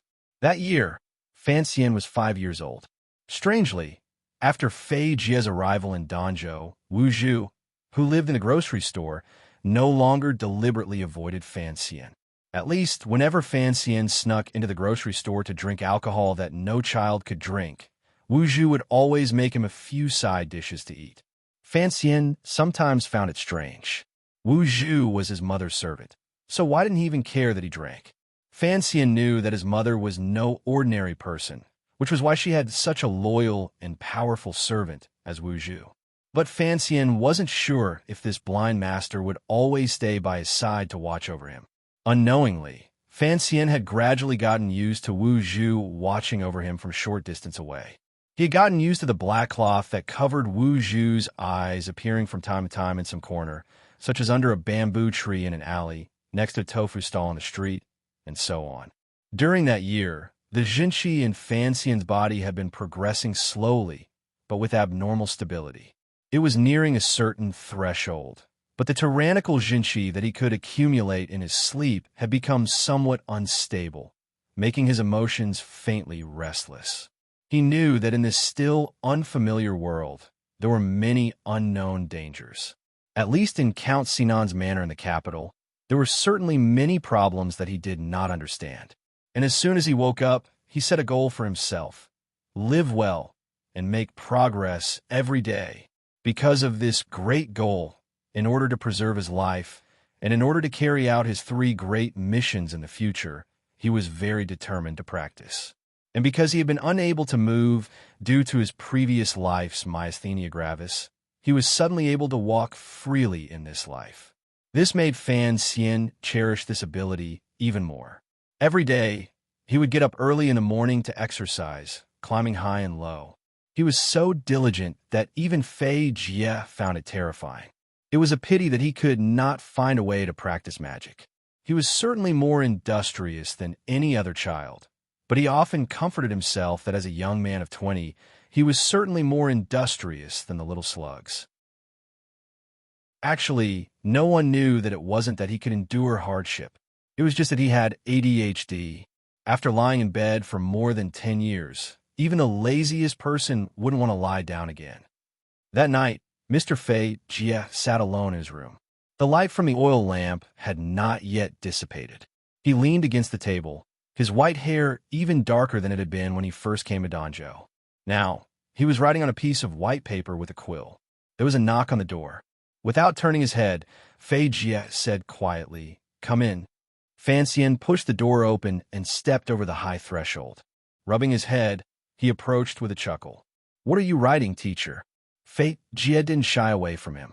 He casually pushed the paper aside, turned around, and asked, "What is it?" After spending a year with Count Sinan's illegitimate son, for some reason, this Overwatch Council toxicologist, who had terrorized countless officials and thieves, felt a sense of warmth in his heart. Looking at the kid, he was happy. The kid was young, but he could endure hardship and was willing to study hard. And he didn't have the pretentious aversion to poisons that the rest of the world did. This made Fei Jie feel very comfortable. And most importantly, Fan Xian was smart and sensible. Sometimes, he didn't even seem like a 5-year-old child. "Teacher," Fan Xian moved his butt to the bench with some difficulty. "I really want to know what kind of people my parents were." In fact, this was the 4th time Fan Xian had asked about Count Sinan and his mother's past in a year. But the first few times, Fei Jie had always been noncommittal. "Your father was a very remarkable man," Fei Jie said. "Of course, your mother was even more remarkable." His words were useless. The Overwatch Council was a terrifying place in the country responsible for investigating major cases, as well as major crimes committed by officials. Fei Jie was an early member of the council, and later became the head of the 3rd Bureau. He had always held a high position, and even in the capital, where there were hidden dragons and crouching tigers, he was feared. With a single word from Count Sinan, such a terrifying master of poisons had been banished to the faraway city of Danzhou to teach his illegitimate son. Even an idiot could tell how much power Count Sinan wielded in the capital. But it was unknown whether this power was official or whether it was hidden in the shadows. As for his mother, who had died on the day he was born, Fan Xian did not know what kind of woman she was, but his intuition told him that she was no ordinary woman. He did not know if it was because they were connected by blood or for some other reason, but he had always felt that he missed that woman, whose name he did not know, whom he had never met. Fei Jie didn't seem to want to talk about it.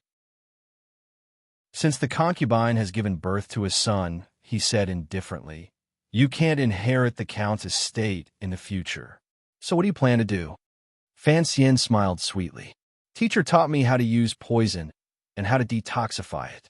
In fact, I've learned a lot about medicine. If I can't do it in the future, I can become a doctor."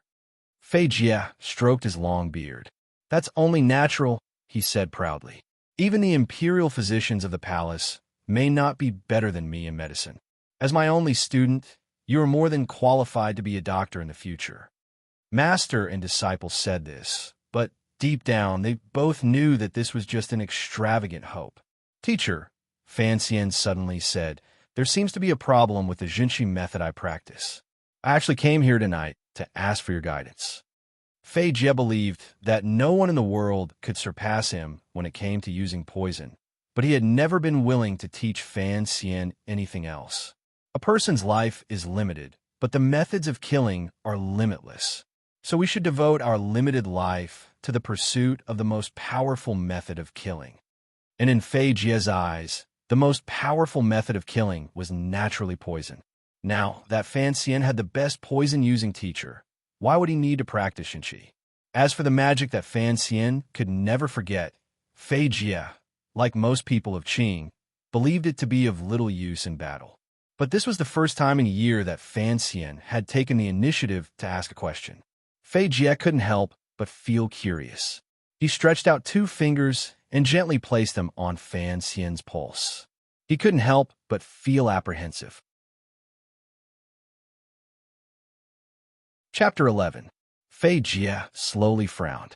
Because he believed in the blind man's power, he had never thought that there would be any problems with Fan Xian Xinqi.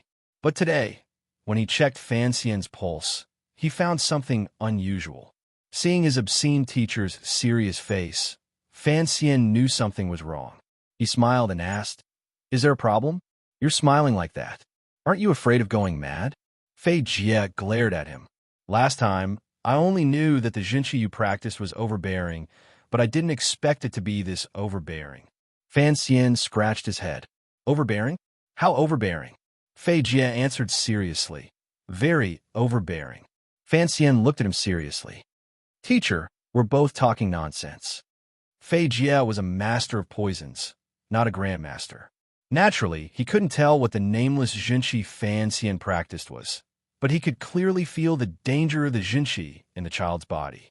After thinking about it for a while, he advised Fan Xian to go find Wu Zhu. Unexpectedly, Fan Xian sighed and said that Wu Zhu had only listened to his mother and given him the book. Even he himself hadn't practiced it, so he wouldn't say anything. Fei Jie was furious. Master Wu is going too far. As his young master, why doesn't he teach you personally? Instead, he makes you learn this dangerous method without the guidance of a good teacher. For more than a year, he had long regarded the 5-year-old boy in front of him as the greatest source of comfort in his later years. He still hoped that Fan Xian would one day be able to inherit his mantle and carry forward what he had learned. So when he heard of this matter, he began to resent the blind Wu Zhu. "Is Uncle Wu Zhu very powerful?" Fan Xian asked, squinting like a little fox. Of course, Fei Jie thought about the past. But in this world, not many people know of Sir Wu's existence. "Do you know the 4 grandmasters?" Of course, Fan Xian knew. In today's world, the 4 martial superpowers worshipped by the common people were the 4 grandmasters. There were 2 in the kingdom of Qing, 1 in the kingdom of northern Qi, and 1 in the city of Dongyi. In the present world, the Qing kingdom, under the leadership of the emperor, had long obtained an overwhelming advantage. Strangely, after the bloodshed and the coup last year, the power of the country had recovered, but the emperor had instead laid down the flags and ceased to expand outward. However, it was natural for the most powerful country to have 2 superpower houses. That's right, our country currently has 2 great grandmasters. Fei Jie sneered and said, "People are stupid and stubborn. They only know how to fight. How would they know that once poison is perfected, they can also become a grandmaster?" Fan Xian hurriedly coughed twice to stop his teacher from boasting. If we exclude the most mysterious temple of the 4 grandmasters, the kingdom of Qing has 2. One of them is the younger brother of the teacher of the current commander of the Jingdo garrison, Yi Luyun of the Flowing Cloud Sanzhou. Fan Xian's eyes widened, thinking that this was a bit long, but the Jingdo garrison was responsible for the safety of the entire capital. It was the most important position in the world. That teacher's brother, Yi Luyun, was probably very strong. There is another expert. I heard that he is in the imperial palace, but no one has seen him. "Hey, teacher, we're talking about Uncle Wu Zhu. What's the rush?" Fei Jie stared at him. Yi Luyun has fought 17 duels in his life and never lost once. But when your mother first came to the capital, because she beat up Yi Luyun's nephew, who is now the commander of the Jingdo garrison, into a pig's head, Yi Luyun spread the word that he was going to make trouble for your mother. Fan Xian was dumbfounded. His mother, whom he had never met, was also an arrogant character back in the day. Fei Jie chuckled and said, but later, for some reason, Yi Luyun suddenly stopped caring about this matter. Yi Zhong even went to Taiping Courtyard to serve tea to your mother and apologize. Huh? No one knows what happened. This matter has always been very mysterious. But it should be that Yi Luyun and Sir Wu Zhu fought under the palace walls. Sir Wu Zhu was your mother's servant, so it was normal for him to stand up for something like this. Fei Jie picked up the cup of tea beside him and took a sip. But won in the end. Fan Xian's eyes were wide with curiosity. Although he knew that the blind Wu Zhu was a powerful fighter, he did not expect him to have the experience of fighting Yi Luyun, one of the 4 great grandmasters. No one knows the result, but it should have been a draw. Fei Jie frowned and said, I heard that after Yi Luyun returned to his sword pavilion, he trained with a black cloth for half a year. It was after that he abandoned the sword and developed a set of simple, unadorned sans ho. Only then did he truly become a grandmaster. I think that battle must have inspired him a lot. He propped up his face and thought, for great grandmasters? Then 5th Zhu was ranked 5th. Did that mean he was the 5th great grandmaster? Fan Xian's eyes shone like peach blossoms. It turned out that his blind servant was so powerful. In the future, when he ventured into the world, who would he have to be afraid of? Suddenly, he thought of a question. Teacher, didn't you say that these things are all secrets? How did you know? Fei Jie said coldly, I am a high-ranking official of the Overwatch Council. To us, there are no secrets in this world. For some reason, Fan Xian had always been particularly interested in the powerful figures of this world. It was as if he felt that after a decade or so, he would eventually meet those people. So he opened his mouth and asked, Have you met the other 3 great grandmasters? The other master of the kingdom of Qing only exists in legends. According to analysis, he should be in the palace, but no one has actually met him. Fei Jie said, As for the peerless master of the kingdom of northern Qi, it is naturally their imperial advisor, that perverted bald Ku He. Bald. Fan Xian remembered that there was no Buddhism in this world, so naturally there were no monks. He was a monk. I heard that Ku He was an ascetic monk. He once knelt in front of the bluestone steps of the temple for 3 months, drinking only cold food and dew. For some reason, he moved the people in the temple. Just like that, he received the gift of God and became a great grandmaster. Fei Jie cursed. It seemed that he envied the ascetic monk named Ku He. One look, and you could tell that the bald man was a liar. Temple. It is a temple dedicated to the gods. Teacher, you're talking nonsense again. The temple is the most mysterious place in the entire continent. It is said that it is the place where the ancestors worshiped the gods. Unfortunately, other than a few extremely lucky bastards, no one has been able to find out where the temple is. So no one knows what it is like inside. Then perhaps the temple does not exist. Fei Jie hit Fan Xian's little head hard. It is one thing to mess around normally, but how can you be so disrespectful to such a holy and noble place? Fan Xian held his head and looked at his teacher in shock. First, he was shocked that his teacher, who had used poison without blinking an eye, would still maintain respect for the temple. Second, he found that he had easily accepted the 4 great grandmasters and the temple, which seemed to be a bit strange. It seemed that he really had adapted to this world. Chapter 12. Who has proof that the temple really exists? Fan Xian still retained the spirit of a modern person. Fei Jie said proudly. Imperial advisor Ku He, one of the 4 great grandmasters, was only favored by the temple and became the most powerful warrior in the land. Is that not enough proof? Perhaps Ku He took a lot of stimulants and used the temple as an excuse. Fan Xian pursed his lips. Bah, although I'm very jealous of Ku He's luck, he has been worshipping the gods for decades. I admire that. How could he use the temple as an excuse? Besides, what is a stimulant? It's a kind of tonic like an elixir. It must have been too much. Otherwise, how could he have lost all his hair? Fan Xian laughed and joked with his teacher. Fei Jie ignored him. The temple and the Tianmai are the same. They are both things that are recorded in ancient books. The most important part of the royal worship is the worship of the temple. However, The temple does not want to interfere with worldly affairs and never enters the world. So the worship is only held in the Temple of Heaven, 3 miles away from the royal palace. The temples of Qing and northern Xi both have the great priests of the temple, but they never get involved in politics or national affairs. Only some ascetic monks are said to be remnants of the temple, and they walk the world to train their bodies and minds. Fan Xian was still smiling, but in his heart, he was thinking, what kind of existence is the temple? If it is a religion, why is there no existence similar to a church in this world? If there is no such organization, then this religion has no power. Without power, there is no profit. Without profit, there is no reason for any organization to exist. So he did not believe that the temple was, as Teacher Fei said, just a transcendent existence that is detached from the world. But in his heart, he also thought, if there really is such a miraculous place to worship, and it does not interfere with human life, it seems to be a good thing. All right, teacher, you have been chatting for a long time, but you still haven't told me what is going on with the Jinqi in my body. Seeing the boy throw a rare tantrum, Fei Jie carefully felt his pulse, and then said seriously, as I said earlier, the Jinqi in your body is very powerful.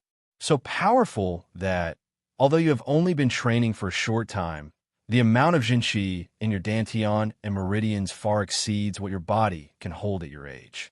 Is it that serious? Fan Xian's face was bitter. I have not confirmed it yet. Then you're trying to scare me in advance. I'm not trying to scare you. It's just that right now, you're like a leather bag filled with wine. The bag is only so big, and the wine inside is getting more and more. If you continue to practice like this, I'm worried that your leather bag will burst. Fan Xian had been practicing martial arts for the past few days. Other than the occasional burning pain in his waist, he had not felt anything strange. So when he heard his teacher say this, he could not help but feel a bit reluctant to believe it. He shook his head and said, Teacher, you are calling me a good-for-nothing. I understand what you mean. Try to circulate the genuine qi in your body according to your usual cultivation method. Fei Jie frowned slightly. Fan Xian obeyed and closed his eyes. Naturally, he entered a state of cultivation. The warm mass of qi in his abdomen began to gradually expand. It followed the meridians of his body and slowly spread to his limbs. Fei Jie closed his eyes and placed his fingertips on the little fellow's wrist. After a while, he suddenly frowned and said, Don't hold it back on purpose. You're just a 5-year-old child. Even if the genuine qi is too overbearing, it can't hurt me. It's just that your body is weak now and can't bear it. Oh, Fan Xian had indeed been controlling the strength of the genuine qi in his body, slowly releasing it from his dantian. But now that he heard his teacher's words, he thought that the little bit of genuine qi he could not hurt this old poisonous creature. If he released too little genuine qi, it would be difficult for his teacher to detect the true symptoms. Thinking this, he closed his eyes. The nameless Shinqi formula slowly rang out in his mind. Do not destroy the shape of the pool of flowers. Let the heavenly spring pour into your body. As he recited the formula, the genuine qi in his body seemed to have received an order. It jumped and happily ran out of his dantian. It followed the meridians of his abdomen to his back, and followed a very strange path straight to his wrist. A muffled sound rang out in the study. Fei Jie suddenly opened his eyes and felt his fingers on the child's wrist being flicked by a thick stream of Jinqi. He wasn't prepared and was forcefully flung into the wall. With a muffled sound, he felt a burning sensation in his fingers and a pain in his chest. Unexpectedly, he spat out a mouthful of blood. On the other side, Fan Xian also felt a pain in his chest. He raised his head and saw Fei Jie's wretched appearance. Shocked, he hurriedly ran forward and helped his teacher up. Fei Jie waved his hand, indicating that he was fine. He climbed up from the floor and touched the bloodstain at the side of his lips. He looked at the child with a strange look in his eyes, one that he could not quite put into words. He muttered to himself, He's only King, 5 years old. How can his genuine qi be so overbearing? If you continue to train, won't the genuine qi in your body explode in the future? Hearing his teacher curse, Fan Xian was stunned. He had not expected Fei Jie to spit out blood from the sudden disobedience of the genuine qi in his wrist. But after Fei Jie was injured, the first thing he thought of was not his own injury, but his concern for his student's safety. Thinking of this, even Fan Xian, who had always hidden in the shell of a child and sometimes deliberately sealed off his emotions, felt moved. The wooden door opened without any wind, and a black shadow swept in like a black light. Fan Xian was very familiar with this person's scent, so he did not pay much attention to him. He only helped Fei Jie. "You two fools." Even at a time like this, the blind Wu Zhu's tone was as cold as ever. He lifted Fan Xian up with one hand and put his finger on the child's neck. After a moment, he said coldly, "You are not injured. You were just too nervous when you saw Fei Jie spit out blood." He then looked at Fei Jie and said coldly, "Fei Jie, you taught him how to use poison. I trust your ability, but the lady once said that your level of martial arts is the weakest of the 8 bureaus of the capital. Since this is something I left for the young master, it would be best if you did not say anything." In Danzhou City, Fei Jie seemed to be a very unremarkable and somewhat wretched teacher. But in the capital, he was a very powerful figure. Now that he was injured, although he had been careless, Wu Zhu's words made him feel ashamed. Furthermore, he was worried that Fan Xian, who was only 5 years old, would begin to practice such an overbearing method. His face gradually darkened. Chapter 13. Fei Jie's face darkened. Of course, I have no right to question the method master Wu Zhu taught Fan Xian. But I am curious. Why didn't you teach him yourself? After all, he is only 5 years old. Even if he is talented, as his mother's servant, you should be watching from the side in such a dangerous situation. What he said made sense. Since Wu Zhu had left this nameless Jinshi formula next to Fan Xian's swaddling clothes, he had a duty to ensure that Fan Xian would not have any problems practicing it. Fan Xian looked at Wu Zhu awkwardly, but his eyes were fixed on the black cloth that covered Wu Zhu's eyes. Wu Zhu slowly opened his mouth. "I didn't leave this for the young master. The young lady left it for him." Mechanical. Fei Jie didn't want to offend this blind man, but now he had to be ruthless. "Your cultivation is so high. Just a few words of advice, and Fan Xian wouldn't have to practice so dangerously." Wu Zhu paused, then suddenly said, "I have never practiced Jinshi." Having said that, he turned and left, leaving the stupefied master and disciple in the room. What did he just say? He said he had never practiced Jinshi, and the 2 words he said seemed to have gone through a lot. Fei Jie looked at Fan Xian, who was pretending to be mature, and he was filled with anger. He couldn't figure out where this 5-year-old kid had learned to say such dry, witty things. It is hard to imagine that someone without internal energy could fight Liu Yun San's Ho, one of the 4 great grandmasters, to a draw.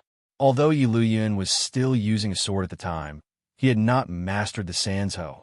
"Teacher," Fan Xian asked respectfully, "can a person without internal Jinshi be as powerful as Uncle Wu Zhu?" Fei Jie frowned and thought for a moment. Only if his every movement was terrifyingly precise could he use the iron rod in his hand and stab it into his opponent's vitals before they could react. Fan Xian remembered the night when he had first arrived in this world. The blind young man had carried him on his back and held a dripping iron rod in his hand. However, this kind of speed and power shouldn't be something a human can achieve. Fei Jie shook his head and suddenly coughed twice. He hurriedly sat down at the desk and looked at Fan Xian seriously. "Kid, if you don't have to practice this martial art, it's best if you don't. With what I've taught you, I can guarantee that in the future, only others will be afraid of you." "I will think about it, teacher," Fan Xian replied maturely. Fei Jie thought for a moment, then went to the bedside and fetched a small medicine pouch. He handed it to Fan Xian. "Take it. This medicine is very expensive. If in the future your training goes awry, remember to take one and drink it with plenty of water." Fan Xian held the pouch in his hand. He knew that this medicine must be very precious. He nodded. "Thank you for the medicine, master." Fei Jie smiled and looked at the child in front of him who was like a little adult. He suddenly said, "Is it strange? I was clearly forced by your father to come to Danjo to teach you.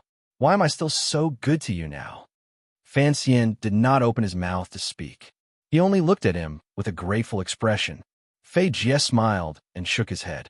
He patted Fan Xian's head. "Perhaps I'm getting old. To be able to teach such a clever student like you is something to be happy about.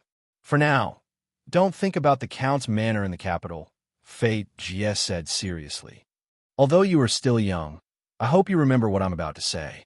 Seeing that his teacher was being serious, Fan Xian quickly stood up and listened. "The affairs of your family are far more complicated than you can imagine. It involves not only your own survival, but also the lives of many others. So you must be careful. In the years before you grow up, you must learn to protect yourself. That way, in the future, you will have the power to protect others." "In the future, who will I protect?" Fan Xian was a little confused. Fei Jie smiled and pointed at his nose. "For example, people like me who are already inextricably linked to you." Fan Xian nodded, not really understanding. In his heart, he thought that this matter really was quite complicated. He had lived 2 lives, and he still couldn't understand what these old comrades were playing at. "All right, go back to your room. Remember to take care of yourself. It's best if you don't practice that evil tyrannical kung fu." Fan Xian obediently returned to his room. As soon as he entered, he saw Wu Zhu sitting quietly in a corner. There was no light, and it was gloomy. The black cloth covering his eyes was even thicker than the darkness of the night, like ink. "Uncle." Fan Xian bowed his head in greeting. Wu Zhu's voice came from the corner. It was flat and clear. "The book is divided into 2 volumes. The first volume is called Tyrannical, and the second volume has no name. This is the book the lady left for you. So when you were young, I kept it by your side. I have never practiced these martial arts, so I cannot teach you. But I believe that since it is called the Tyrannical volume, it is normal for it to be a bit tyrannical. If there is a problem with it, it is your own problem." Having said this, the black cloth disappeared from Fan Xian's eyes. What a simple and crude explanation. What an indifferent and strange person. Fan Xian sighed and climbed into bed. From a secret compartment, he took out the nameless book, calculating in his heart. Actually, in the process of practicing martial arts, he had discovered that after the Jinshi filled his dantian, it did not flow through his meridians as he wished. Instead, a portion of it went against the path of the virtual manor and poured directly into the Snow Mountain Pass above his kidney. The Snow Mountain Pass passed through the spine. Whether it was in his previous life or this one, Fan Xian knew that the nerves there led directly to the brain. It was the most important part of the human body. The slightest carelessness could cripple a person and leave him bedridden. But Fan Xian's daily afternoon naps and meditation, and the tyrannical Jinshi in his body passed through the Snow Mountain Pass in his lower back, would become much calmer. The feeling of irritation would also disappear. Instead, he would feel completely comfortable, like eating ice cream in summer. Since he was 1, he had been practicing like this.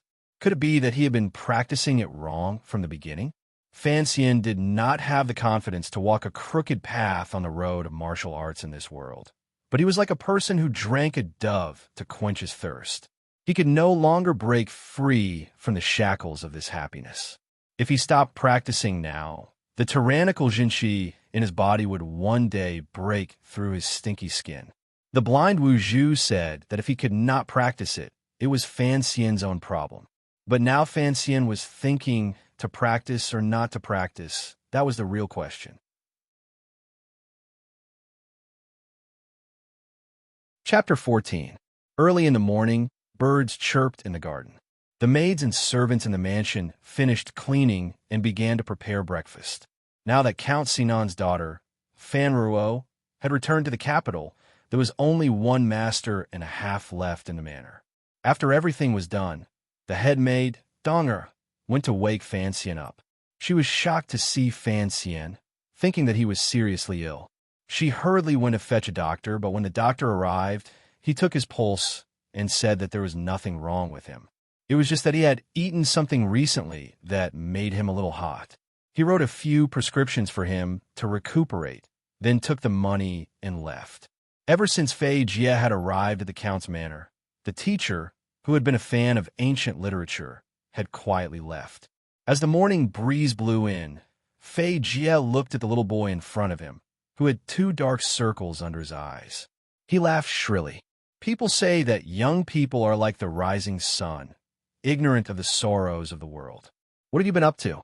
You can't even sleep well, and you even have to call a doctor. Fan Xian had thought about it all night, but he still hadn't decided whether or not he should cultivate the Jinqi in his body. Although his nature was to practice this nameless martial art as a form of entertainment, when it came to matters of life and death, he naturally had to be careful. Having slept too little, he was already in a trance. When he heard Teacher Fei say that he didn't know the sorrows of the world, he unconsciously groaned. Young people don't know the sorrows of the world and love to go up. Love to go up, and for the sake of new words, talk about sorrows. Now that he knows the sorrows of the world, he stops talking. He stops talking, only to realize that it's a cool autumn day. The study was suddenly quiet, and not a sound could be heard for a long time. Fan Xian pushed his sleepy eyelids open and yawned. Teacher, I slept too late last night. Don't be angry. Fei Jie looked at him and unconsciously reached out to stroke his beard. Unexpectedly, he was still holding the quill in his hand, and when it struck his chin, the pain woke him up. Just now, those words, who wrote them? He asked. Poor old Xan. Fan Xian didn't even think about it, and directly said Xian Qiji's name. Only now did he realize what kind of mistake he had made. Seeing the green light in Fei Jie's eyes, Fan Xian stuttered. Lao Xian is a middleman who came to the west of the city last month to collect sea salt. Oh, it's well written. I wonder what the name of merchant is. Xian Qiji. Fan Xian stole a glance at him. Fei Jie's expression had already returned to normal, and the class began. Apart from the introduction to biological poisons, he also had to teach other subjects, so the teaching task was a little heavy. After lunch and returning to his bedroom, Fan Xian finally began to face that complicated question. Should he practice that overbearing and dangerous Jinqi or not? He held the yellow book in his hand and began to worry. But before that, the first thing he had to worry about was the words he had accidentally practiced in the study. Ugly Slave was a poem written by Xian Qiji after he was demoted. Fan Xian was very familiar with it, but he recited it casually. He had no idea how much trouble it would bring him, but he didn't know if he had fooled Fei Jie with the story he had just come up with. But judging by Fei Jie's expression, he must have believed it. The original author was a sea salt merchant. Fan Xian wasn't a clean freak, and he didn't think it was disgusting to plagiarize the works of others. In his opinion, since these poems were things that only he knew, it would be a waste if he didn't make use of them. In the first few years after he came to this world, he had enough time to think about how to survive in this world. Plagiarism, a job with a bright future, was one of his plans without hesitation, and it firmly occupied the top 3 positions of glory. When Fan Xian was thinking about this part, he kept hypnotizing himself. I'm not yeast. I'm the disseminator of Earth's cultural heritage, the preserver, the great communitarian. But he didn't want to copy like this, not now. In his imagination, at least whatever he wrote, he had to use the names of his ancestors as his pen names. Just like today in the study. If a 5-year-old child wanted to copy, he should copy Luo Bean Wang's White Feather Floats on Green Water. Goose, goose, goose, goose. That was so cheerful, in line with the child prodigy in his plan. And at such a young age, if he were to casually hum, what's left to say? What a cool autumn day. That kind of phrase would no longer be a child prodigy, but a heavenly mountain maiden. He looked young on the outside, but inside there were 365 cracks. Each crack had the 4 words spring, summer, autumn, and winter written on it. As Fan Xian thought about these trivial matters, he followed his biological clock, which had been as stable as a mountain, and fell into a deep sleep. In his dreams, he began to meditate and practice the Jinqi that Fei Jie saw as incomparably dangerous and tyrannical. It was from this day on that Fan Xian accepted his fate. Since sleeping was practice, Then he would practice.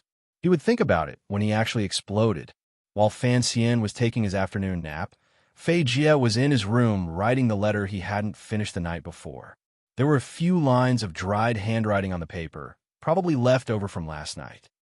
This child is more beautiful than others, more courageous than others, more intelligent than others, more determined than others, and more mature than others. If all the 5-year-old boys in the kingdom of Qing were to stand together, he would certainly hide at the back of the crowd, but he would also be the fastest to be discovered. Judging from this year's interaction, he is the most suitable person to inherit Master's family property. It's a pity that his identity is the biggest problem. The writing ended here. It was at this point that Fan Xian began to ask him about Jinqi. Fei Jie sighed and thought of the lines he had heard Fan Xian recite in the study that morning. He composed himself and continued to write on the paper. I want to say something, but don't stop. It's a cool autumn day. In recent years, ancient literature has been declining and modern literature has taken over. It's hard to believe that this came from the mouth of a 5-year-old boy, and it's hard to believe that it was written by a merchant. Furthermore, when the young master replied, there was a hint of panic in his eyes. This is something I have rarely seen in our year of interaction. The biggest problem is that I have been with him every day, and I don't even know when Xian Qiji secretly met with him. At the end of the letter, he solemnly wrote, "Have the people of Dongshan Road investigate who that salt merchant named Xian Qiji is, and why he was in contact with the young master.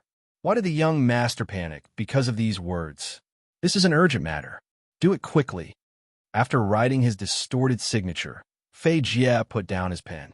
A few days later, the capital's Overwatch Council began to send out secret agents to search for a sea salt merchant. In the end, they found a number of illegal salt traffickers and toppled a number of high-ranking officials in the eastern part of the kingdom of Qing. The results were remarkable, but they still couldn't find the merchant named Xian. According to the rumors in the capital, Director Chun of the Overwatch Council, who was feared by the entire world, was furious because of this matter. The entire council was fined for 3 months, and the secret agents searched all over the world. God bless this world with a pitiful man named Xian Qiji. Chapter 15. Another autumn came, and chrysanthemums floated all over the mountain. Fei Jie's teaching career in Danzhou was supposed to end in the summer, but Mr. Fei liked the air and sea breeze of Danzhou. He liked the food at Count Sinan's estate, and he really liked the child he was teaching, so he dragged it on for a few more months. A few months later, Sir Fei, who was adept at poisoning people to death, and who was naturally adept at making the elderly live longer, rubbed his belly, which was growing rounder by the day. He regretfully received a letter from the capital, and reluctantly took his leave from Count Sinan's old mother. The Countess knew that the teacher before her had been sent by someone from the capital. She comforted him, but did not try to keep him. She gave him a thick red envelope, thanked him, and left. On the road west of Danzhou Harbor, teacher and student were having a conversation before they parted. "Why do you not listen to me when I tell you not to practice that explosive Jinqi? Teacher, at least for now, I don't see any major problems. If there are no problems, then last night, when you went to the kitchen to steal some wine, why did you break the entire urn?" "It was an accident," Fan Xian answered, distressed. Over the past few months, the Jinqi in his body had become more and more violent, and this kind of thing happened often. It had caused little Fan Xian to not tell ghost stories in bed with the serving girls for many days, because he was afraid that when everyone was huddled together, he would make an unforgivable mistake and ruin the flower. When you learn how to use poison, you learn the most powerful killing method in the world. Why do you still need to learn that? Because using poison can easily hurt innocent people. Fei Jie suddenly stared into the boy's eyes. "Are you sure you're not even 6 years old this year?" Fan Xian looked at his teacher innocently. "It's not my fault that I'm precocious." Fei Jie exhaled and spat. It was not easy for him to spend so much time with this little freak without losing his mind. It was time to part. Fei Jie stroked the little fellow's head and turned his head to look at Danzhou behind him. The harbor was displaying its beauty against the backdrop of the blue sea and blue sky. If you really want to come to the capital in the future, to become a doctor, remember to look for me. Yes. Fan Xian bowed respectfully. He was truly grateful to the strange old man in front of him. The blind Wu Zhu had always been so cold. All these years, the adult soul in the child's body had found someone to talk to. Even if the other was his teacher, and his background was not simple, he was still grateful. Furthermore, after more than a year of interaction, he could feel that the old man had become more protective of him. Don't learn that Jinshi anymore. Teacher, you are really long-winded. Maybe it's because he's too old. Fei Jie rubbed Fan Xian's soft black hand on his head with one hand and stroked his own messy white hair with the other. However, that true qi is indeed useless. It's too powerful and uncontrollable. Fei Jie did not give up. That sword-wielding monster in Dongyi owes me a favor. If you're willing, I can introduce you to him as a student. Fan Xian sucked in a cold breath and said, You're talking about the sword saint of Dongyi? That's right, Fei Jie said temptingly. One of the 4 grandmasters. No matter what you practice is better than what you practice. Fan Xian was interested in something else. Teacher, how did you know him? Oh, when he was 8, his father invited me to treat him. TSK. That monster was clearly an idiot. All he could do was hug a tree branch and stare blankly. I casually treated him, and after a few years, I heard that he actually learned the Sigu swordsmanship and became a grandmaster. Fan Xian looked at him with disdain. Casually treated him? Let's not talk about you swindling medical fees. Just the fact that you almost killed a future peerless master is enough to make you look down on. Feigning anger, Fei Jie strode toward the carriage in the distance. As he walked, he said, I've taught you the basics of biological poisons and the basics of related knowledge. But there is one most important thing I haven't told you yet. Fan Xian scampered along, his calves like wind and fire wheels. He followed behind his teacher. What is it? Detoxification is not difficult, nor is concocting the poison. The most difficult thing is to poison it. Fei Jie walked on without turning his head. Fan Xian stopped in his tracks, thinking carefully about what Fei Jie had just said. Having studied poison with Fei Jie for a year, he knew how difficult it was to find a colorless, odorless, and tasteless poison in this world. So the key was the word poison. Fan Xian suddenly laughed shyly. He wasn't going to become an assassin, nor was he going to the palace to poison the emperor. What was the point of worrying about such things? He just had to make sure that Count Sinan's concubine in the capital couldn't find someone to poison him. After following Fei Jie for a year, he was confident. Fan Xian watched the carriage slowly move away, dust rising as it slowly landed by the roadside. He bowed to the carriage on the road.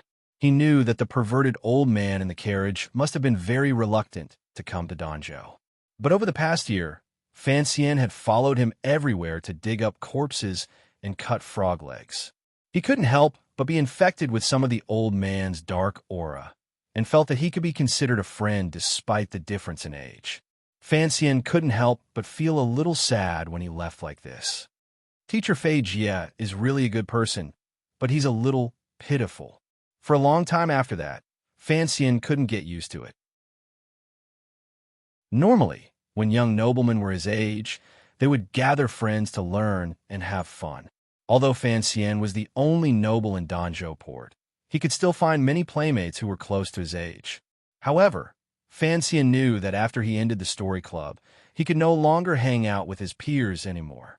Because his mental age was much older than the other parties, he felt like he was taking care of a child when he was with those children. Not everyone was willing to be the king of children to satisfy their petty desire for power. Even in the original world, there were not many men who would be willing to go to kindergarten to be a teacher. This was the same logic. Teacher Fei Jie left Danzhou Harbor and lost the only person he could communicate with. He felt that his life had become boring. He stood in front of the Count's mansion, watching the people coming and going on the road. He felt a little lonely, not knowing what he would do in the future, nestled in the body of a little child. He thought about the wonderful things he had fantasized about when he first woke up and couldn't help but laugh at himself. In his previous life, he had spent most of his time in a sickbed, and his ability level made his transmigration seem particularly pitiful. But he had thought that he was more capable than the people of this world, such as being able to make a few bars of soap, make a few ugly glasses, and come up with a few simple ideas that would bring him many benefits. But when Fan Xian found out that soap and glass had long existed in this world, Fei Jie had left Danzhou Harbor in a four-wheeled carriage. When he found out that the horse of the guard next to the carriage had a saddle and stirrup, he felt a sense of failure and began to sigh. Chapter 16. The sky above Danzhou suddenly darkened. The black clouds above their heads were heavy like wet, dirty cotton or overheated cotton candy. They hung above everyone's heads. But the people who lived by the sea were used to this kind of weather.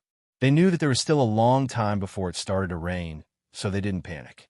It wasn't like years ago, when Count Sinan's beautiful illegitimate son liked to run to the rooftops of the manor's courtyards and yell to the whole city, "It's going to rain. Everyone, put away your clothes." Young Master Fan, why don't you tell everyone to put away their clothes? On the only main street in Danzhou Harbor, there were food and trinkets everywhere. The peddlers looked at the handsome boy walking through the crowd and joked. Fan Xian smiled shyly and didn't say anything. He held the hand of a serving girl and walked into the manor, holding a piece of tofu in his other hand. Everyone knew that this illegitimate son of Count Sinan was different from other young nobles. He liked to help the servants, especially the serving girls. They were used to it, so they weren't surprised. It had been nearly 6 years since Fei Jie left Danzhou, and Fan Xian had grown into a calm and beautiful young boy. Returning to the manor, Fan Xian asked the servants to take the tofu to the kitchen, then paid his respects to the ill countess and tucked a piece of paper into his clothes. Only then did he return to his study. He took out the letter from his sister in the capital and placed it next to the paper. The expression on his face suddenly became interesting. This year, the emperor of the kingdom of Qing had surprised everyone by changing the Qing calendar. The name of the year was the same as the name of the country. Although the civil officials and nobles in the capital didn't dare to express any opinions, they would always mutter a few words in a corner where no one was around. This was especially true for the pedantic literati. Whether it was the modern or the ancient literati, the old masters of the National Academy of Education, or the novelists who ate porridge, they all began to voice their opinions in the articles submitted to the 8th Bureau of the Overwatch Council for review. After the change of the Qing calendar came the implementation of new policies. But the new policies seemed to be nothing new. They only regulated the governance of the officials. The only thing that struck the people as new was that in the first year of the Qing calendar, the palace suddenly issued an edict. The internal court began to publish newspapers. Newspaper? No one understood what it was until the internal court actually printed the first piece of newspaper. Only then did everyone exclaim in unison. No one took it seriously anymore. Because this newspaper was a product exclusively controlled by the royal palace, and the daily sample issue had to be approved by His Majesty himself before it could be printed, it was impossible to publish any articles that would cause trouble for the empire. After a few issues of the newspaper, which cost 1 silver coin each, were bought by the people in the capital who loved to try new things. Some of the nobles felt that they had been tricked by His Majesty. Was the palace preparing to build a new garden? There was nothing of value on that thin piece of paper. It only wrote about various places of interest and biographies of people from the previous dynasty. On the side that took up the largest space, there were flower-like borders printed around it. They recorded the private lives of many officials in Jingdou, such as how the head of the military council was brutally beaten by his fierce wife, why the commander of the Jingdou garrison was missing a front tooth, and so on. There was also some gossip involving neighboring northern Qi and Dongyi, but the officials of the Qing kingdom only paid attention to their own matters. In the beginning, they could laugh and laugh. Later, when it was their turn, they knew the taste of losing face. They had wanted to make trouble for the newspaper, but the emperor was behind them, so they could only reluctantly give up. The newspaper had a small print run. There were only 2 copies in all of Danzhou. One of them was for the count's estate. When Fan Xian stole the newspaper that the servants were talking about from his grandmother's room and hurriedly scanned it, he was unable to control the expression on his face. He opened his mouth wide and wished he could stuff his fist into it. What era was this? There was a gossip newspaper, and it was supervised by an imperial edict. There was another new policy. The royal family had issued the Open Postal Act.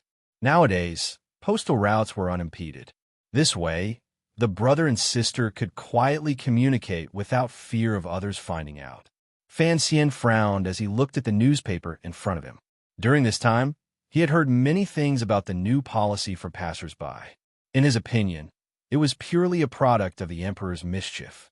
But everyone knew that the emperor had never been one to make trouble. Fan Xian was not in the mood to change the world, nor did he have any interest in changing it. But when some aspects of the world had become similar to his previous world, he naturally wanted to know what was hidden behind these things. After this awkward thought process, he still couldn't figure it out. He smiled bitterly and pushed the newspaper aside. He thought to himself, could it be that there's another person in this world who has traveled through time, and one who is especially ambitious? But none of this had anything to do with him. The letter next to the newspaper was inextricably linked to him. In Fan Xian's memory, Fan Ruo was the one who was related to him by blood. Many years ago, he had spent a short period of his childhood in Danzhou. She was tanned and skinny, and she was not even as beautiful as he was. He hadn't seen her for many years, and he didn't know what she looked like now. Had the sparse yellow hair on her head turned black? Had she become prettier? Fan Xian had even forgotten whether his sister should be called Fan Ruo or Fan Ruo. I really am not a good brother, he thought self-mockingly. Even though he had a strange soul that had lived 2 lives in his body, he was still that girl's brother in his blood, so he did not care much for her. 2 years ago, when Fan Ruo started school, she often sent letters from school to Danzhou City. Fan Xian, on the other hand, spent every day practicing his powerful Jinqi, receiving hard training from the blind Wu Zhu, and revising the book on toxicology left behind by Fei Jie. Rarely replied. Fan Ruo should have been 10 years old this year. Perhaps it was because of the horror stories she had read in her childhood, but for some reason, the young lady of the Count's manor was very dependent on her distant brother. She often sent letters to ask after him. In the first half of the year, her letters often expressed her longing for her grandmother and memories of her life in Danzhou. In the second half of the year, her letters only occasionally talked about family matters, and most of them talked about the boring days in the capital. Fan Xian's finger lightly brushed across the letter, his beautiful face slightly worried. The letter was written in his sister's slightly immature handwriting. She wrote about her recent life in the capital and how she had entered a school that only girls from noble families could attend. Everything seemed to fit the trajectory that everyone like her should follow.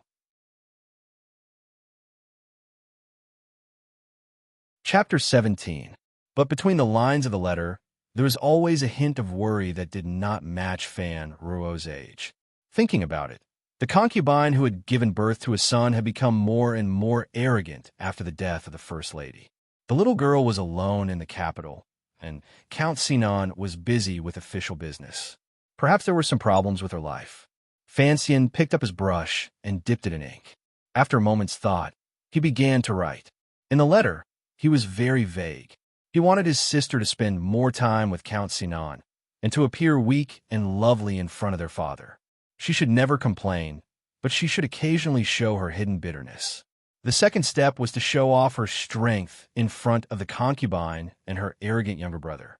As the saying goes, a kind person can be bullied. If you don't want to be bullied, you have to at least show that you have the will to resist.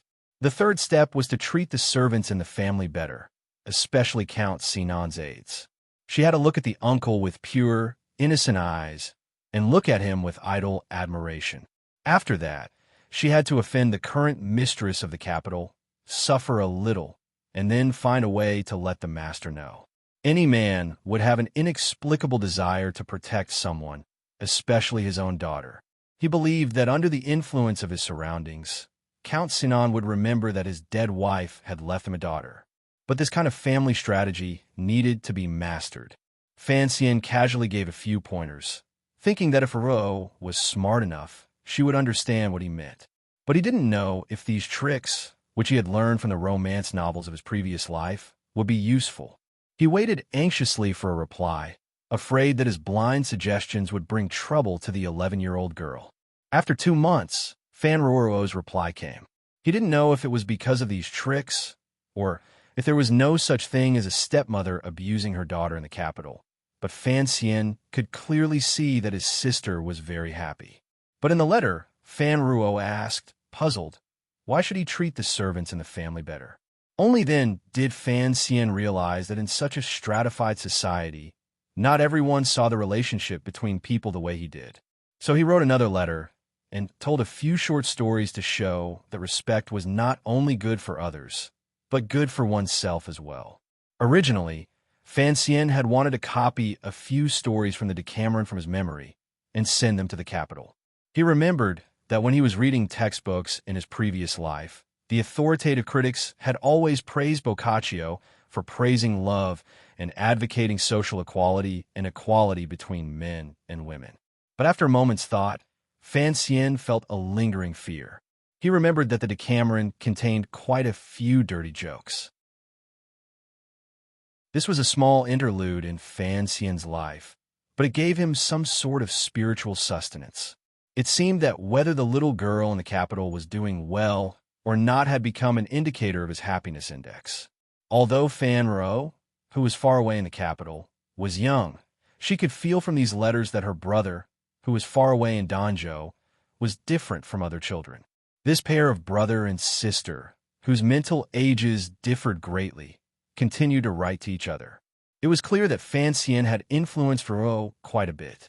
The way she spoke in her letters was much more mature than the average young girl, and her view of the world had begun to change slightly. There were kites in spring, fish in summer, bluebirds in autumn, and geese in winter. Letters came and went, and the days passed just like that. Every time Fan Xian wrote to Ruo, he would smile bitterly and shake his head. His arm had not been well for the past few years. It was either swollen or painful, as if it was being pricked by needles. Sometimes he could not lift his right hand, so he had to write with his left. When Ruo, who was in the capital, received the letters, she would marvel at her brother's carefulness, changing his handwriting from one letter to the next. All of this stemmed from that night 6 years ago. After Elder Fei left, little Fan Xian was lonely. One night, he snuck out the dog hole and arrived outside the strange grocery store that was often closed. He found the back door, took out the key from the thick grass at the bottom of the stone steps, and opened the door. The grocery store was pitch black until Fan Xian arrived at the back door, where a weak oil lamp was lit. Little Fan Xian sniffed and easily found the millet wine that Wu Zhu had prepared for him. He smiled sweetly, picked up a bowl, and began to drink. Wu Zhu did not drink, and Fan Xian had never even seen him eat, so he was used to it. However, this scene inevitably looked a little absurd. A 6-year-old boy was actually drinking like a heroic ranger in the world. No matter who saw it, they would think that their eyes were playing tricks on them. But Wu Zhu allowed Fan Xian to drink as he pleased, never showing any intention of stopping him. He even began to prepare a few cold dishes for Fan Xian to accompany his drink. Although he was drinking millet wine, drinking too much would still make him feel a little dizzy. Fan Xian squinted his cute little eyes and looked at the expressionless blind man, who seemed to never grow old. "Uncle, why haven't you changed after all these years? It's like you don't age." He then answered his own question. "It seems that the best of the best can stay young forever, but you've never practiced Nigong, have you? Uncle, how many people are there in this world who are truly powerful? How are they ranked? 9th level? Why is it 9 again?" The drunk little boy did not notice the loophole in his own words. "What level are you? No level? What level is that idiot who practiced the Sigu sword in Dongi? No level either? What level is Yi Luyun, the uncle of so-and-so in the capital? Still no level?" Actually, Fan Xian was answering his own questions. In the end, he laughed and said, "That won't do. I'm going to train to no level too." The blind Wu Zhu's hands were slowly and firmly cutting the radish. His knife was fast, but the blade would retract as soon as it touched the wooden board. His precision was terrifying, and the radish that was cut out looked as if it had been measured with a tool. There was not the slightest difference, and the crystal-clear pieces of radish lay on the chopping board. It was a beautiful sight. Wu Zhu raised his head, hesitated for a moment, then walked to Fan Xian's side and put the kitchen knife in his hand.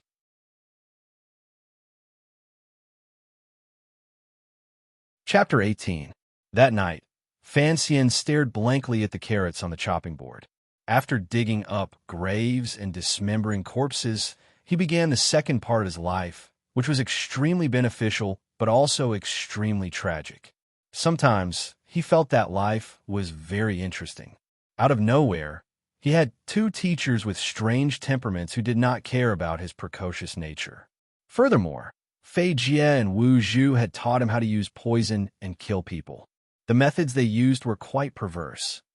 Late at night, a very soft tapping sound came from the back room of the grocery store. Wu Zhu turned to the side and said coldly, "I'm cutting very slowly today." Fan Xian wiped the sweat from his forehead and looked at the small mountain of shredded radishes in front of him. He smiled slightly and moved his right arm. He found that after years of training in shredding radishes, his speed was about the same as Wu Zhu's, and the thickness was almost the same. But the swelling in his right arm disappeared and the pain returned. Up to this day, the shredded carrots still made noises. Fan Xian knew that he was still far from Wu Zhu's level of control. Although he did not understand how shredded carrots could help his training in martial arts, when he thought of how Wu Zhu was able to fight against the 4 great grandmasters, Fan Xian felt that the shredded carrots were very tasty. It felt like he was cutting a jazz drum. Of course, the training he received from Wu Zhu was not limited to this. There was also the horse stance and the cliché of climbing cliffs. But Wu Zhu's training requirements were too abnormal. He squatted until he could not squat on the toilet, chopped vegetables until his hands cramped, and ran until he could not wake up. The most painful thing was that every 3 days, Wu Zhu would train with him in a remote place outside Danzhou Harbor. Or rather, it was the peerless blind Wu Zhu violently beating Fan Xian, an underage child. It was a tragic childhood filled with blood and tears. According to Wu Zhu, this was how the lady had trained her subordinates.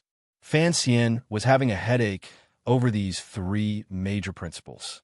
The so-called 3 major principles referred to, starting from the difficult, strict, and practical requirements, and carrying out large amounts of exercise.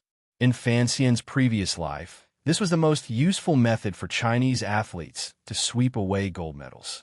But Fan Xian still did all of this with a shy smile on his face.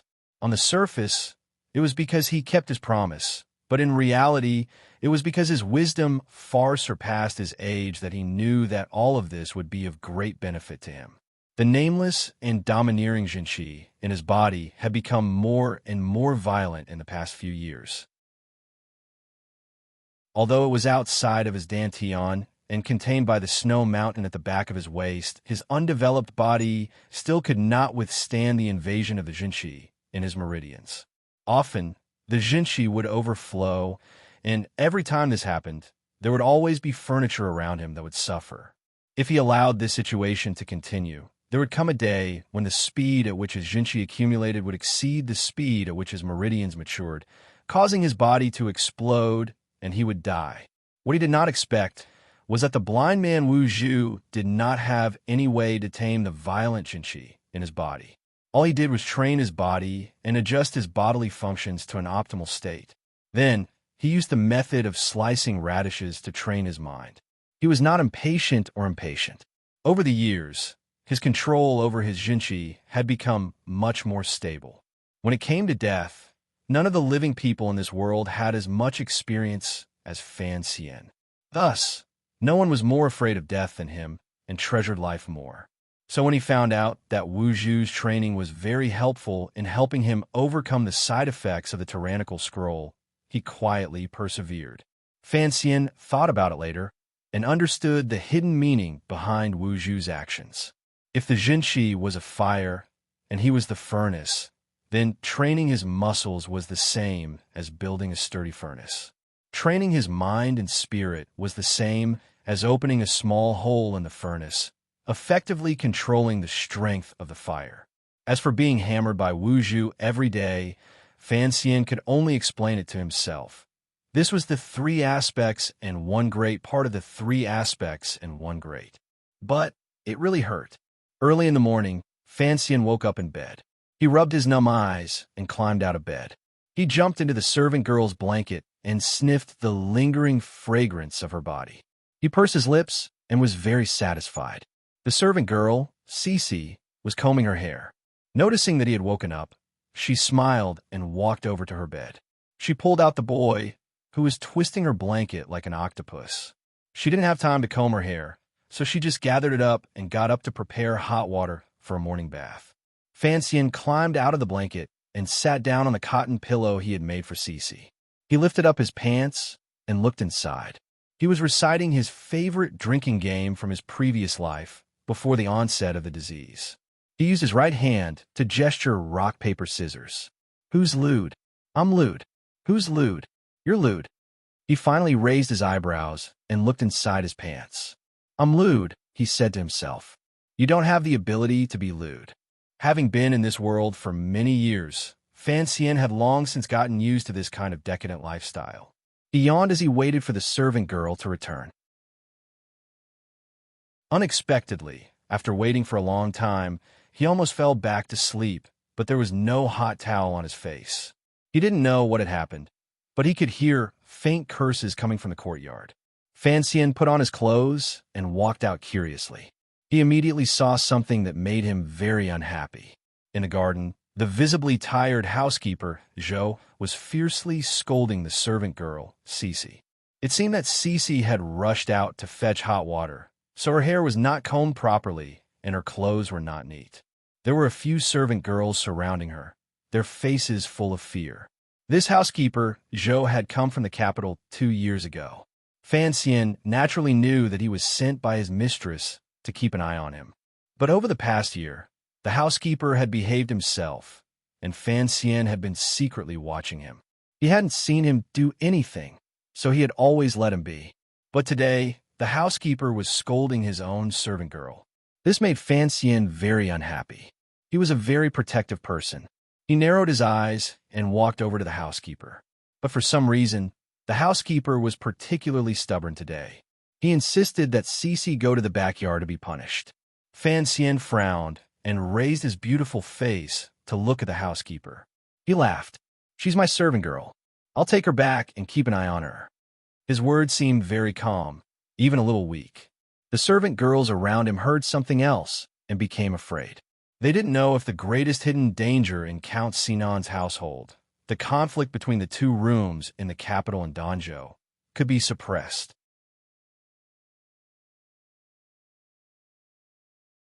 Chapter 19. For some reason, housekeeper Zhou seemed a little arrogant today. With a fake smile, he said, "Young master, the Countess says I can still manage the affairs of the manor." Housekeeper Zhou had deliberately lengthened the way he addressed Fan Xian, and the disrespect in his tone was obvious. Fan Xian smiled at the contempt in the housekeeper's eyes. Although he had never felt sorry for himself because of his status as an illegitimate child, it was rare to see someone look at him like this, and he couldn't help but feel a little uncomfortable. Seeing that things were not going well, a clever servant girl sneaked away to find the Countess. The other maids and servants were watching the scene nervously. Although there were 2 branches, everyone knew that young Master Fan Xian's status was not very honorable. Moreover, the Danzhou Manor's resources had all come from the capital, from the hands of the second wife. It was because of this that the second wife's trusted aide, housekeeper Zhou, dared to be so disrespectful to the young master. After all, in everyone's minds, the heir to Count Sinan's vast family fortune could only be the young master of the capital, not the adorable 12-year-old before them. Although the servants had always respected and loved Fan Xian, at a time like this, no one dared to take the risk of offending the second wife by taking Fan Xian's side. Only Fan Xian's personal maid, Cece, held Fan Xian's hand tightly. Fan Xian was well aware of the servants' concerns. It was not easy for anyone to live a better life, so he did not feel sad or disappointed. He just tilted his head and looked curiously at the unhappy housekeeper Zhou, wondering why he, who had always been well-behaved, was finally unable to resist. Housekeeper Zhou was the second housekeeper of Count Sinan's manor in the capital. Because he had committed a minor offense in the capital, he had been banished to the remote port of Danzhou. But housekeeper Zhou did not feel that his life had been separated from the prosperity of the capital, nor did he feel sad. Count Sinan's first wife had been dead for many years, and the second wife had given birth to a son 7 years ago. Her status had risen, and her family had some background, so she was on the verge of ascending to the first wife's position. At such a crucial time, Butler Zhou, who was the second wife's confidant, naturally came to Danzhou with ill intentions. In order to complete his task, he carefully managed the count's estate. He was especially respectful to the old madam, and was amiable to the servants. He rarely interfered with other people's work, but every time he saw the little bastard who caused him to be exiled, he couldn't help but reveal his true thoughts. But for some reason, he was a little afraid of the boy who was only in his teens. Because no matter where he went, he seemed to be able to see the boy's smiling face and those clear and transparent eyes. That face was very clean and beautiful, but it would be very strange to find that this face was always by your side after you woke up. When housekeeper Zhou warmly greeted the servants, little Fan Xian's beautiful face was hidden among the flowers, gazing at him in a daze. When housekeeper Zhou furrowed his brows and carefully examined the accounts, little Fan Xian's clean face rested on the windowsill of the accounting room, gazing at him innocently. When housekeeper Zhou respectfully reported to the old madam, little Fan Xian's cute face gently leaned against the old madam's side, gazing at him with endless curiosity. A few months passed like this, and housekeeper Zhou felt that he was going crazy. Regardless of whether he opened or closed his eyes, he could see that clean, cute, and harmless little face. It was like the face of a ghost floating in the white fog. If it wasn't a ghost face, how could it be so beautiful and so focused on him? Housekeeper Zhou was almost unable to bear the mental pressure and even began to feel suspicious. Did the little boy know that he was here to deal with him? But housekeeper Zhou immediately thought, this bastard is so young. How could he know about the treachery of the adult world? But why does he always look at me? Why? Just like in this situation, my words should have made this little bastard feel humiliated. So why can he still smile? Housekeeper Zhou laughed coldly, thinking that the matter in Danzhou was about to end. So why should I be angry at this little bastard? Fan Xian didn't know that his unscrupulous observation of the housekeeper would bring him so much mental pressure. Of course, even if he had known, he wouldn't have felt any more apologetic. He was just curious about what that concubine in the capital would do to deal with him. But seeing housekeeper Zhou use the excuse of teaching his servant girl a lesson to embarrass him, Fan Xian's mood had already begun to become gloomy. After hearing the words, young master, the smile on his face began to slowly fade. I heard that a few years ago, young master, you chased a servant girl out of the manor. That was too willful. Housekeeper Zhou didn't seem to see the young man's expression change, and continued to speak with a trace of disdain on his face. From now on, young master is still young, so don't worry too much about the affairs of the manor. Fan Xian smiled. Are you warning me to behave? Housekeeper Zhou said he didn't dare, but his tone was arrogant. How could I dare? It's just that before I came, the second mistress said that young master is still young, and that I should look after him. Aren't you afraid that I'll put on my airs as a young master and slap you in the face? Fan Xian asked curiously. Housekeeper Zhou laughed and stroked the thin beard under his chin. Although young master, this one lost his mother when he was young, and has few people to discipline him, but everyone knows that he has been well educated since he was young. How could he treat his servants so harshly? He looked at the handsome young man in front of him and laughed to himself. A child like this actually wants to put on airs in front of me? Oh, at that moment, Fan Xian seemed to remember that he was an illegitimate child. He came to his senses and turned to leave. Although the servant girls were secretly feeling indignant for the young master, seeing that there was no conflict, they also felt relieved for Fan Xian. Holding Fan Xian's hand, Cece's eyes began to moisten. She thought that the young master was really pitiful, but she was afraid that he would be angry. She stole a glance at Fan Xian out of the corner of her eye and saw that his eyes were full of serenity. Fan Xian took Cece's hand and entered the house. He moved 2 stools to the door and let Cece sit on one, while he moved the other to the garden. The servant girls had not yet dispersed, and housekeeper Zhou was still reminiscing about his heroism. Fan Xian placed the stool in front of housekeeper Zhou. The people around him thought it was strange, and housekeeper Zhou didn't understand. Just as he was about to ask, Fan Xian had already stepped on the stool and stood on it. At that time, Fan Xian was only 12 years old, and he wasn't very tall. With the stool, he was only about as tall as housekeeper Zhou. Everyone was puzzled. They didn't know what he was doing on the stool. At that moment, they saw Fan Xian raise his right hand to his mouth and blow out 2 hot breaths, then raise it high. "What are you doing?" This sentence was still in housekeeper Zhou's mouth, but he didn't have time to spit it out. Fan Xian's little hand had already swung back and slapped forward. Slap! A crisp sound rang out. Housekeeper Zhou was slapped to the ground. A bright red handprint appeared on his face, and a trickle of blood seeped from the corner of his mouth. He was completely stunned. He had never imagined that this child would be so strong, and this child actually dared to hit him. Little Fan Xian jumped down from the stool and rubbed his wrists.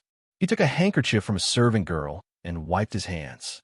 Looking at housekeeper Zhou, who was on the ground covering his face and moaning, Fan Xian said softly, "Even a well-educated person can hit someone. Although I don't mistreat servants, I'm happy to show you what it means to be a spoiled brat."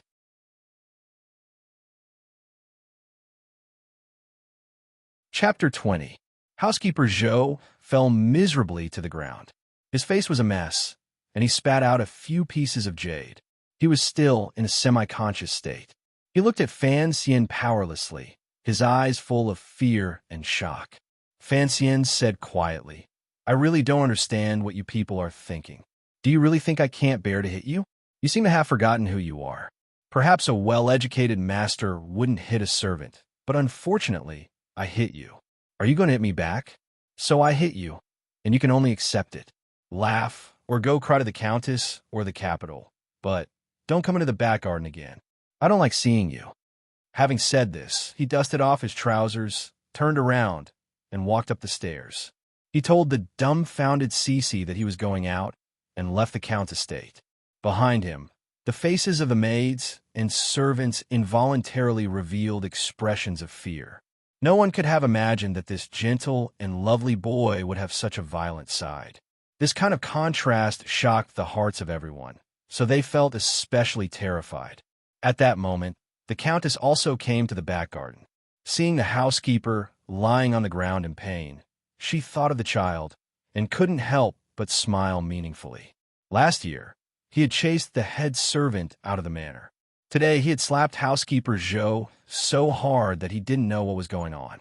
The 12-year-old Fan Xian had finally succeeded in establishing some of his authority in the Count's estate. 10 miles west of Danzhou Harbor was a treacherous area with dense reefs. The sea breeze blew the blue water in that direction and smashed it into the hard rocks, kicking up a large cloud of snow. On the east side, there was a narrow path that flickered in and out of the strange rocks. Fan Xian walked over from that path and turned his body so that his back was facing the ocean. Hearing the deafening sound behind him, he raised his head to look. In front of him was a precipitous cliff. This mountain peak by the sea was born out of thin air formed by nature. Behind the mountain was a primeval forest and swamp that stretched for hundreds of miles. It was impossible to take a detour to reach the peak. If they wanted to reach the peak, they had to climb up the cliff. Fan Xian glanced at the surface of the cliff and furrowed his brows slightly. In his mind, he immediately found the path he often climbed. However, the wind by the sea had been strong these days. Some of the rocks that had protruded out of the cliff had become loose. If he was going to climb it today, he had to be careful.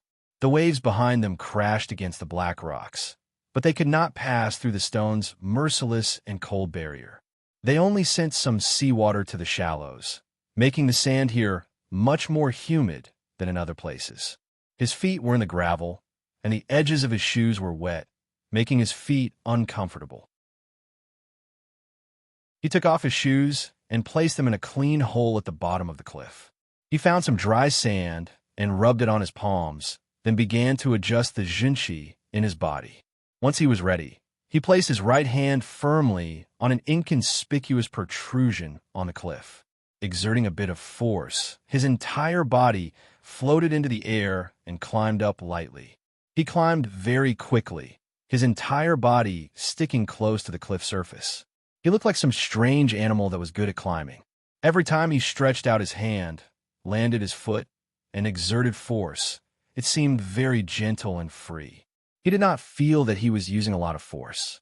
In a short while, he was almost at the top of the cliff. The sea wind around him swirled around him, blowing away the heat and sweat from his body. It made him feel very comfortable. Brother Jing probably didn't climb as fast as I did, but the blind man at the top is much more ruthless than Mayu. As Fan Xian climbed, he thought about what had happened in the manor's garden. He felt that things were a bit strange. The second madam's trusted housekeeper had been well-behaved for over a year. Why did he make a mistake today and give Fan Xian an opportunity? The sea breeze carried moisture, so the exposed rocks were somewhat slippery. Fan Xian saw that he was about to reach the peak, and his state of mind relaxed. He was also thinking about the matters of his family, so his mind wandered for a moment. His right hand slipped, and he almost fell.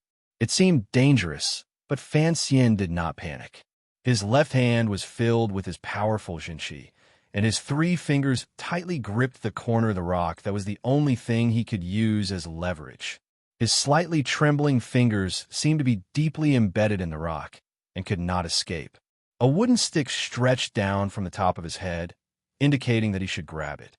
Fan Xian seemed to want to escape from the stick. Without looking, he swung his body back and pushed off the cliff's surface with the tip of his foot. His whole body borrowed the force to leap up, dangerously close to the top of the mountain. If you're not focused enough, you'll lose your life. On the edge of the cliff, Wu Zhu, dressed in coarse clothing, stood facing the sea wind. His eyes were covered by the black cloth as usual. Fan Xian ignored him and sat down cross-legged. After adjusting himself for a while, he stood up and told Wu Zhu about what had happened at the Count's estate that day, as well as his own doubts. He wanted to get a definitive answer from Wu Zhu. Wu Zhu said coldly, "Do you think your slap would have made the housekeeper restrain himself?" "Yes, as long as my grandmother is on my side." Fan Xian lowered his head. Although he had not used his zhenshi just now, the great power that had been hidden in his frail body over the years was truly frightening. Most importantly, the gloomy temperament he had displayed at the time was truly frightening. "Then that's enough." Wu Zhu did not seem to like discussing this issue. "I'm just wondering why the housekeeper would cause trouble today. He has lived in Danzhou Harbor with his tail between his legs for a year and a half. Under normal circumstances, there is no reason for him to reveal his true ugly side, unless he feels that he has endured too much, and something is about to happen in Danzhou. In his eyes, I am no longer a threat to the young master in the capital, so there is no need for him to deliberately curry favor with me." Fan Xian's self-deprecating smile appeared on his young face, and it looked very uncoordinated. It was really strange. If Fei Jie had some doubts and fears about Fan Xian's early maturity, then Wu Zhu did not care at all. It seemed that even if Fan Xian had become an old tree demon, as long as he was still Fan Xian, Wu Zhu would not have any reaction. Fan Xian thought that perhaps because Wu Zhu was blind, he could not see the expressions that he often revealed unintentionally, expressions that should not appear on a child's face. Wu Zhu suddenly said, "This is a small matter." Clearly, he felt that Fan Xian's analysis was too serious. "I guess that someone would come and kill me. Is this a small matter?" Fan Xian laughed. Wu Zhu replied coldly, "Fei Jie and I have taught you so much. If you still can't handle a small matter like this, then something big has happened." Fan Xian thought for a moment and accepted this fact. He understood that Wu Zhu would not handle this matter on his behalf. "Let's begin." "Yes." After a long time, in a remote area above the cliff, Fan Xian, bare-chested, moaned pitifully again. Just as his voice floated out of the cliff, a wooden stick came down from the sky and hit him hard on the back with a dull thud.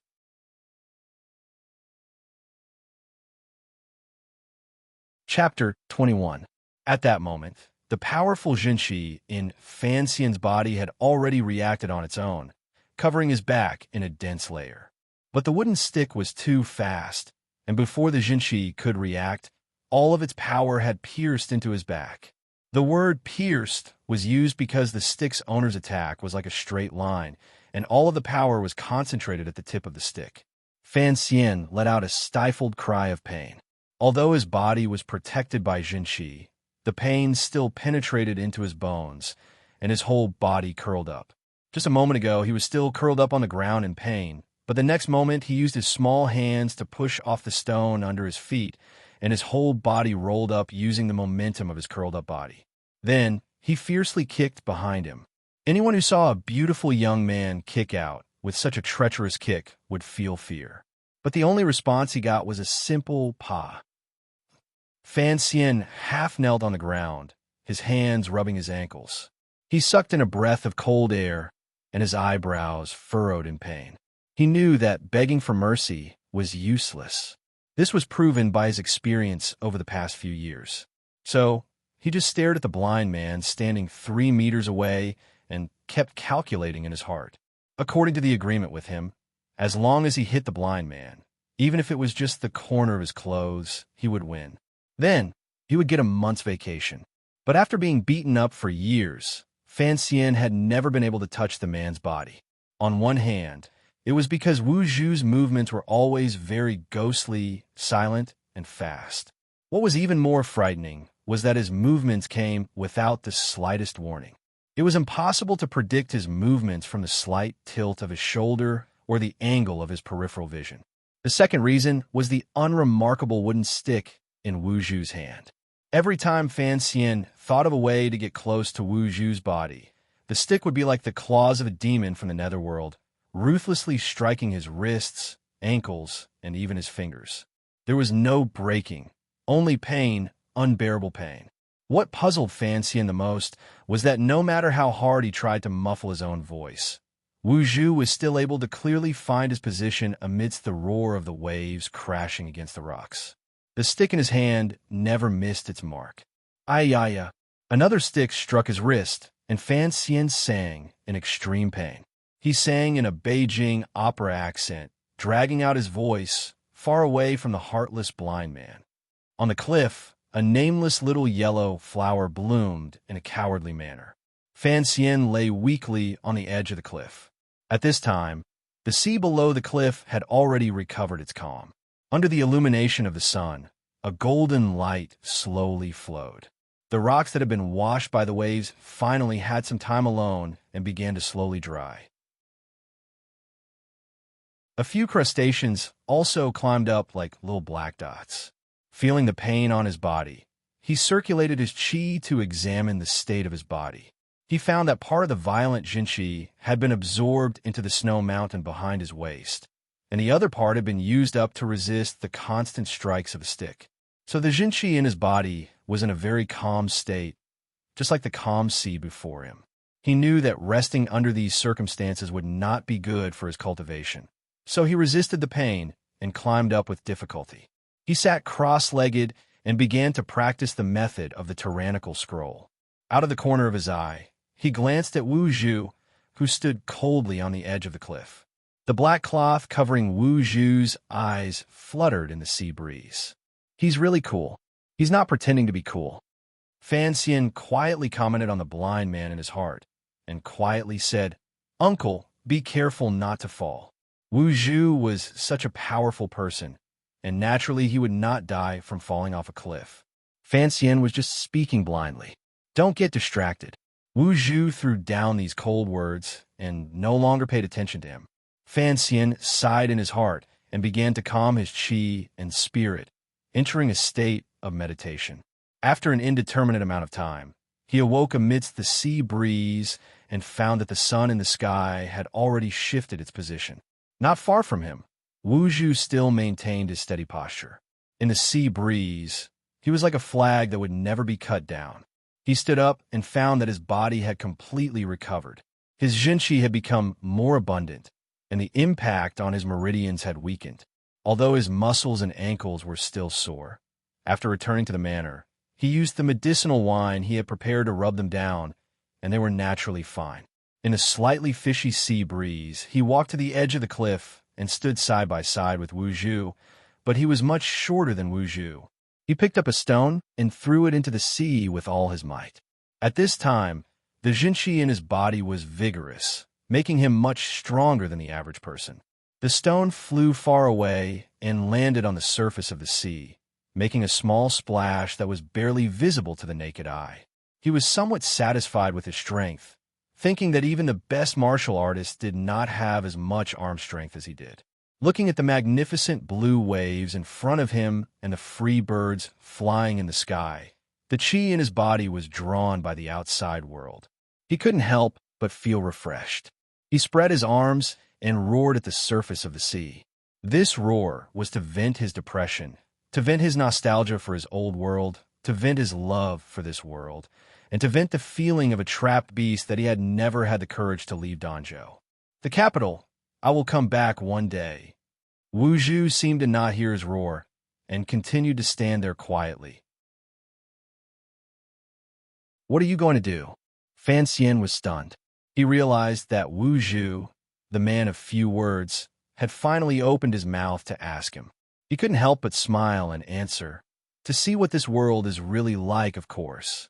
The outside world is very dangerous, Wu Zhu said coldly, still not turning his head.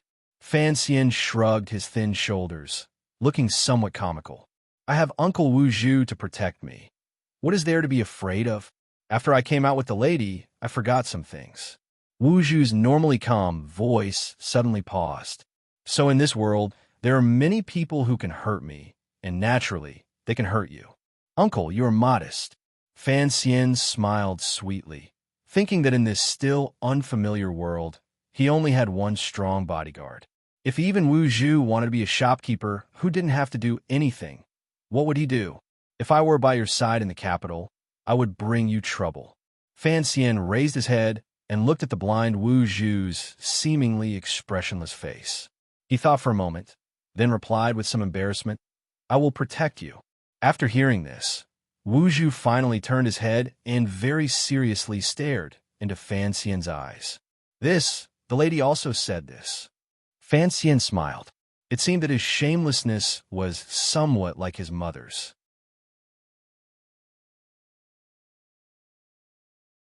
Chapter 22. Why do you want to see what this world is like?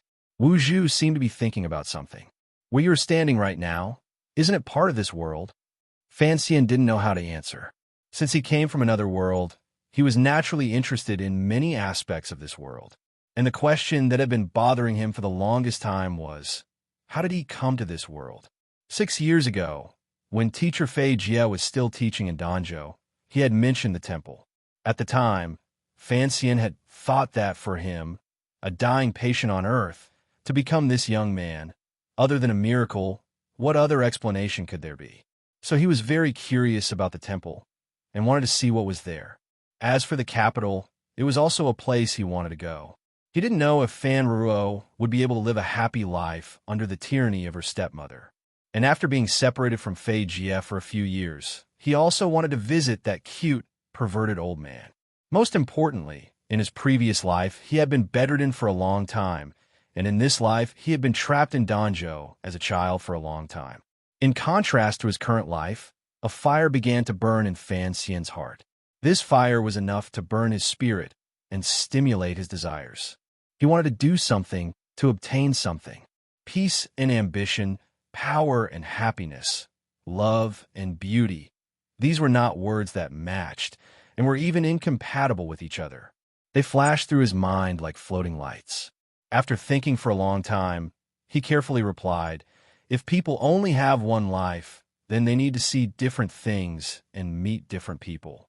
Only then can they enjoy the game that can't be repeated. This was Fan Xian's heartfelt words. In his previous life, on his deathbed, he had thought about how he would live his next life if he had another. Wu Zhu asked, "What are your plans?" "First of all, I need to ensure that I can live." Fan Xian crouched down and threw another stone. This time, he didn't use any force, so the stone smashed into the gray reef below. "So I need to have the ability to protect myself. And then I set 3 goals for myself." Wu Zhu listened quietly. "First, I want to have many, many children. Second, I want to write many, many books. Third, I want to live a very, very good life." Fan Xian calmly spoke of such absurd things, without a trace of embarrassment. In the depths of his heart, since this world was not Earth, then he could be considered the only representative of Earthlings in this world. According to biological principles, as the representative of human flesh and blood heritage, he should have the obligation to give birth to many children in this world. At the same time, he believed that he was also the representative of the human cultural heritage on Earth. How many beautiful artistic achievements had human beings created since ancient times? How could they not be found in this world? If he didn't write, or a copy, he would have many, many books that allowed cultural heritages like Chao Shuichin and Kill Bill to shine in this lonely world. He really felt sorry for those lonely sages in the parallel universe. Of course, most importantly, he felt sorry for himself. Naturally, he also regarded himself as the only representative of the humans on Earth to observe this world. Therefore, he had to ensure that he lived a comfortable life. Only in this way could he prolong his life and observe for a few more years. It was not until many years later that Fan Xian shyly admitted to himself that he was merely seeking a great memorial arch for his deeply hidden lust, shamelessness, and greed. On the cliff by the sea, Wu Zhu seemed to need some time to understand what Fan Xian meant by these 3 goals. Calmly, he analyzed, "Then you need to marry many wives, find many poets, and hire many servants." Poets? Fan Xian knew that scholars and poets often use this phrase, but he still did not quite understand. Scholars who specialize in writing manuscripts for others. They don't have the right to sign their names. Fan Xian smiled, thinking that he was prepared to use the likes of Old Chow and Old Sha as his sharpshooters. Naturally, he did not need those poets. As he was thinking, he heard Wu Zhu's calm and overly simple analysis. If you want to marry many wives, hire many servants, and find many poets, you need to earn a lot of money. If you want to earn a lot of money, you need a lot of power. If you need a lot of power, you need to be closer to the center of power in this country. Wu Zhu turned and left. "When you turn 16, we will return to the capital." Behind him, Fan Xian continued to stand at the edge of the cliff in a daze. He thought to himself that he had only revealed a few of his thoughts that were not too excessive. How could this powerful warrior, who had some mental issues, infer that it was related to the power of a country? And he had so decisively made the decision to return to the capital. Fan Xian naturally remembered that on the day he was born into this world, Wu Zhu had carried him out of the capital. He slapped his face hard to get rid of this feeling of not knowing whether to laugh or cry. He ran to catch up and said with a smile, "Uncle, I confided in you. Shouldn't you give me something in return?" "What do you want to know?" "About my mother. Why are we being hunted in the capital?" "I will tell you everything about Miss when you turn 16. This is Miss Lastwell. As for the people who are hunting us, you don't need to know because they all died 10 years ago." By the time they returned to Danzhou Harbor, it was already noon. Fan Xian and Wu Zhu parted ways outside the city and entered the city alone. The residents of the city had long since become accustomed to the young master of Fan Manor wandering around outside the city. Although there were no large beasts near Danzhou and no dangerous places, some people still felt that the Count's estate did not care about the safety of their illegitimate son. After all, in the eyes of the people, Fan Xian was still a boy of 11 or 12 years old. The residents of Danzhou, who had nothing to do all day and did not have to pay taxes to the imperial court, were always so idle that they could infer some very strange ideas from many things. For example, Some people in the Count's estate hoped that the illegitimate son would be eaten by strange beasts in the wild or fall off a cliff and die. Thinking that the little boy, who always had a cute smile on his face, was actually living in such a dangerous mansion, everyone couldn't help but feel some palpitating pleasure. Fan Xian did not know what the passers-by were thinking. He kept his bashful smile on his face, lowered his head, and returned to the Count's estate. Knowing that he would be back for dinner, all the servants were waiting for him. The Countess sat in the armchair, her eyelids half closed, as if she was sleepy.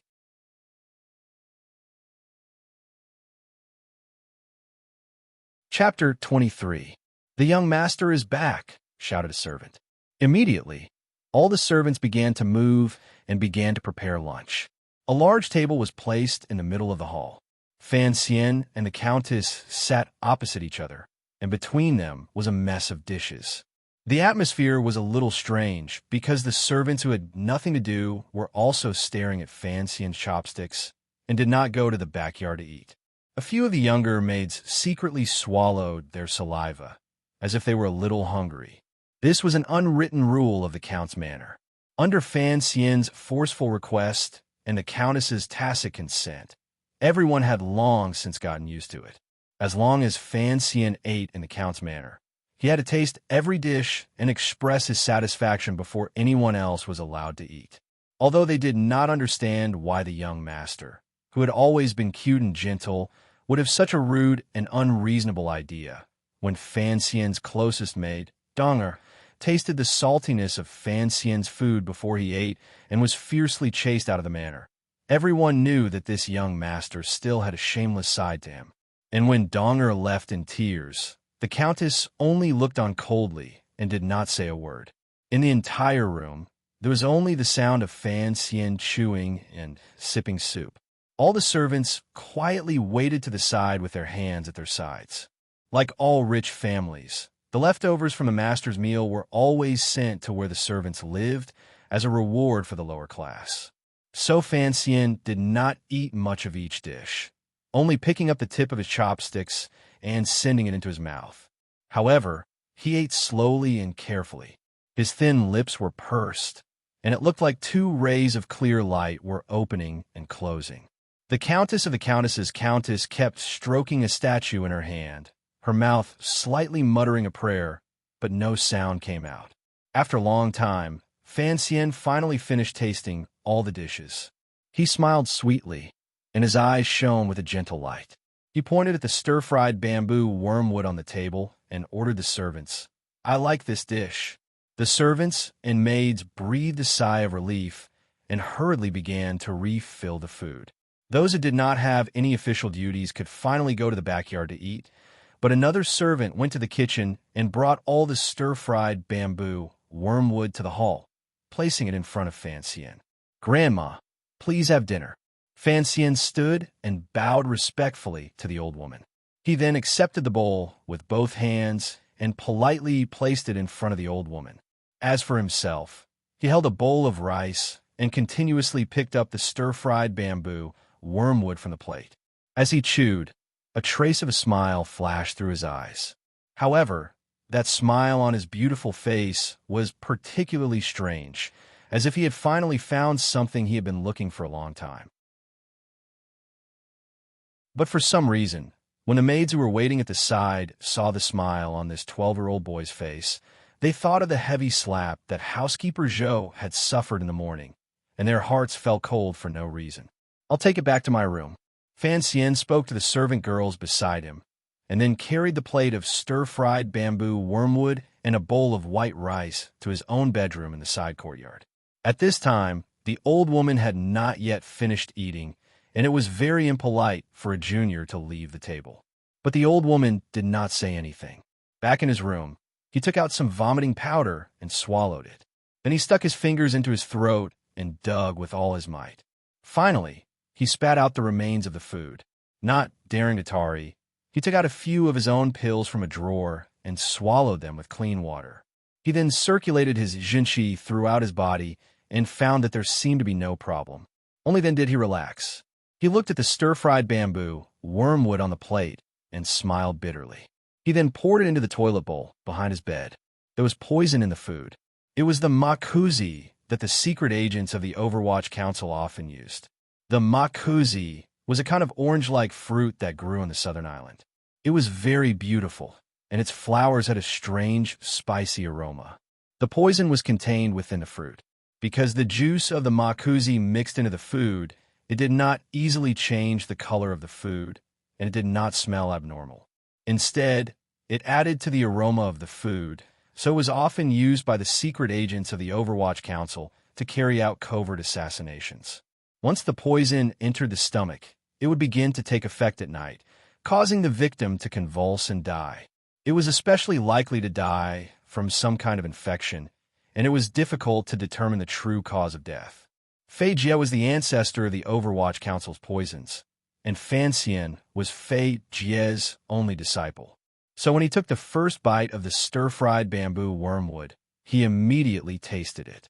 The makuzi had no taste, and its only flaw was that it tasted a little bitter. The assassin who had poisoned it had actually known to mix the juice of the makuzi into the already bitter bamboo wormwood. Fan Xian did not immediately leave to detoxify the poison because he was afraid that the old woman would be frightened. But now he suddenly felt a little scared. He had been a little too bold. If it had not been the makuzi he had thought, but some kind of acute poison, he would probably be dead by now. Ever since Fei Jie had warned him, he had been very careful about what he ate. He was afraid that the concubine of Count Sinan's manor in the capital would try to kill him. That was why he had been eating so strangely. He was afraid that the poison he had eaten would not kill him, but would instead kill the servants in the manor. So he had requested that all the dishes be tasted by him first, just like the legendary eunuchs in the palace who specialized in tasting dishes. Although Fan Xian believed that his life was more important than anyone else's, he did not want innocent people to die because of him. Seeing that the young master had come to the kitchen, the servant hurriedly stood up and brought a stool for him to sit on. "Young master," he asked with a smile, "did you not have enough just now? Would you like some more?" Fan Xian laughed. "I like the stir-fried bamboo wormwood," he said. The cook stood to the side and laughed. "As long as the young master likes it." "Yes, it's quite fresh. Where did you buy it?" Fan Xian nodded vigorously and asked carefully. "I bought it this morning. Of course it's fresh. By the way, did anyone from outside the manor come to the kitchen today? The vegetable delivery man, Old Ha, is sick. His nephew came by." "Nothing. I'll be on my way then." Fan Xian grabbed a piece of bacon from the cook's plate and ate it. As he chewed, he smiled shyly. "Don't tell Granny that I came to the kitchen to steal food." Watching the little boy leave the kitchen, the servants began to talk among themselves. They all said that the Count's illegitimate son was a good person, without the slightest of the bad habits of a powerful family. Except, his eating habits were a bit too much. In a narrow street in Danzhou Harbor, Fan Xian hooked his fingers on the back wall of a building. With a push of his arm, he climbed in like a civet. This was the home of Old Ha, the vegetable delivery man. There were only a dozen or so people in the Count's manor. Aside from a new batch of maids, they were all locals. After so many years, there was nothing to be suspicious about. Although Fan Xian had seen Old Ha before, hearing that he had fallen ill at such a strange time, he knew something was off. Old Ha's room was dark, but in Fan Xian's eyes, it was as bright as day. He quietly walked into the room, and his nose picked up the scent of blood.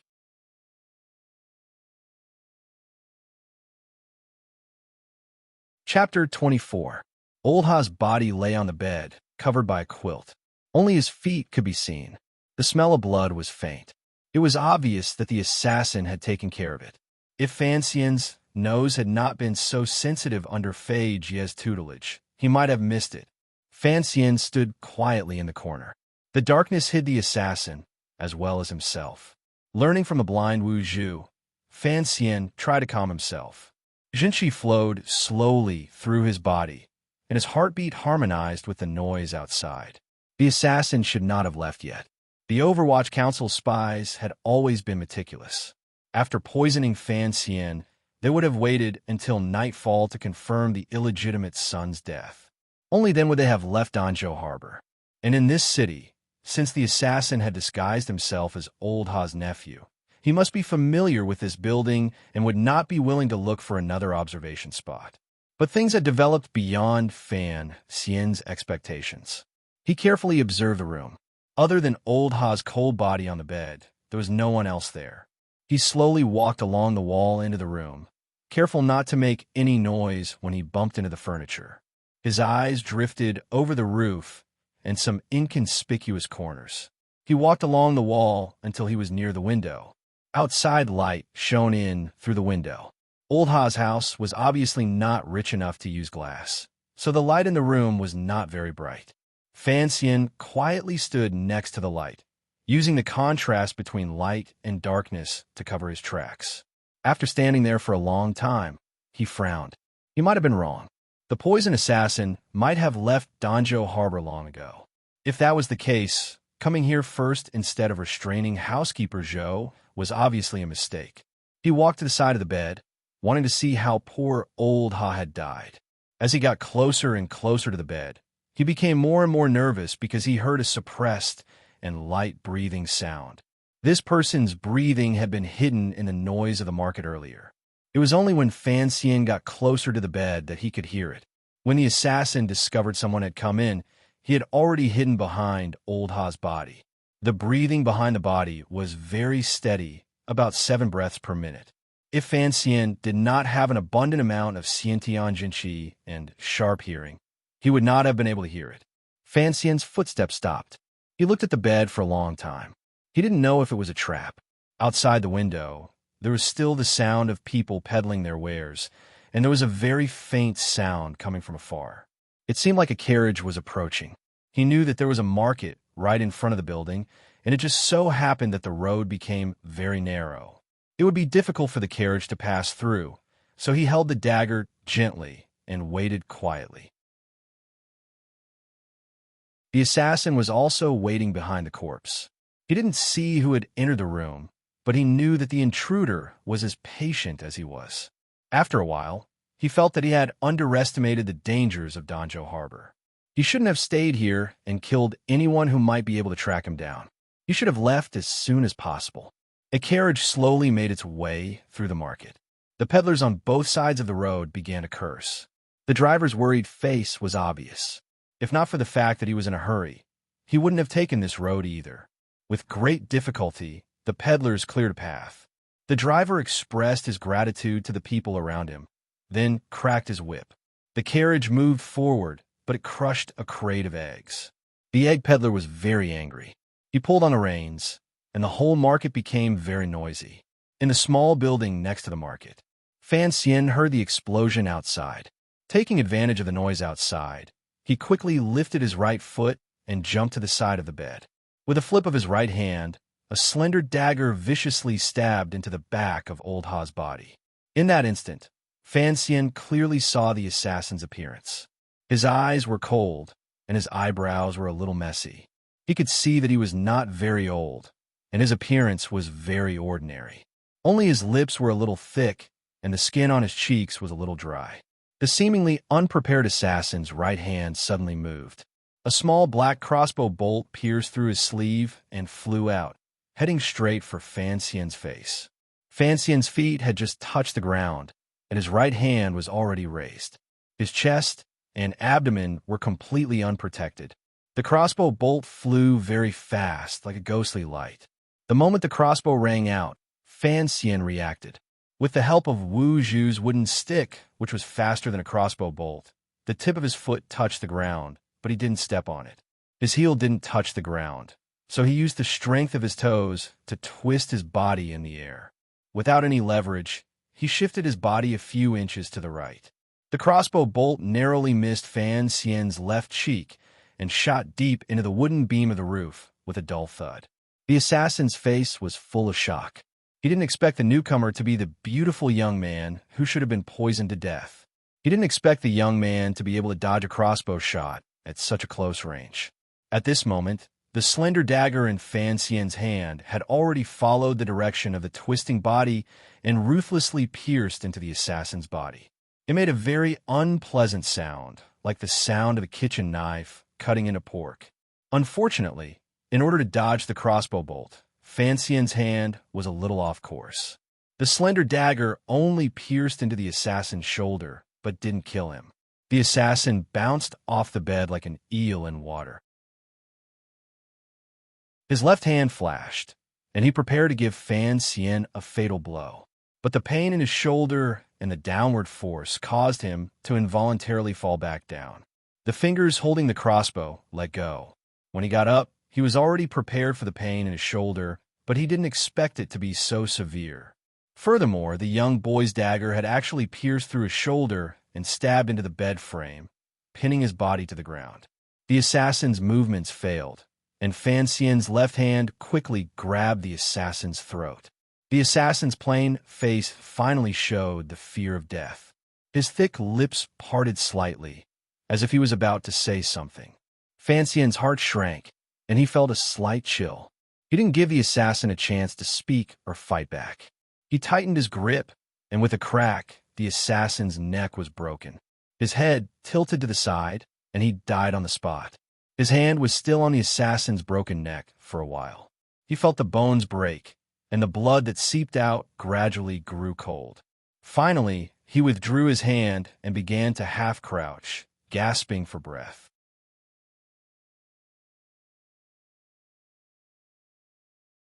Chapter 25. After a long time, Fan Xian finally calmed down. His clothes were stuck to his body in a cold sweat. He retrieved the slender dagger from the assassin's shoulder. The sound of the blade cutting through flesh and bone was very terrifying. He couldn't help but be stunned. He then removed the small and sinister hidden crossbow from the dead assassin's sleeve. The dagger was painted black to prevent it from reflecting light. But Fan Xian knew that the black paint, which Fei Jie had personally made, was not only poisonous, but also a drug that could amplify the pain of an injured person. He carefully sheathed the dagger in a sheath made of hard camel skin. He looked at the assassin's corpse on the bed and the feet of old Ha, who was delivering vegetables. Then he turned and left. He pushed open the door. The blind Wu Zhu was standing quietly at the corner of the stairs. His voice came to him. "What if no carriage comes?" Fan Xian lowered his head and was silent for a long time. He had finally overcome the terrible feeling of killing someone for the first time. He raised his head and smiled. "I will wait for you to come." He still climbed down the back wall. The training he had put into climbing the cliff outside Danzhou Harbor had finally paid off today.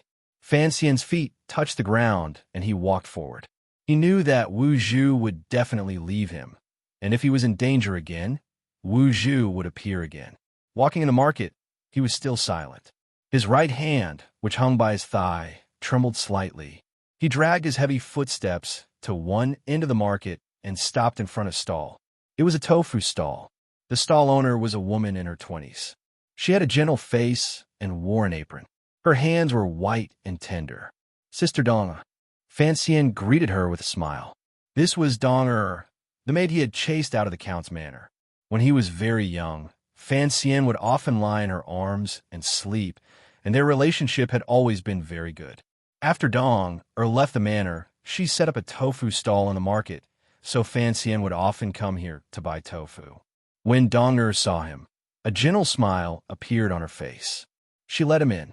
"Young master, why are you here?" As he sat on a small stool, another resident came to buy tofu. Dong looked at him with some difficulty. Fan Xian nodded and told her to look after her business. Turning around, he found a crib behind the stall. On the crib sat a little girl about 2 or 3 years old. Her cheeks were rosy, and she was stretching out her clumsy hands to play with the little bell tied to the crib. Fan Xian reached out and picked up the little girl, playing with her. Dong turned around and saw it.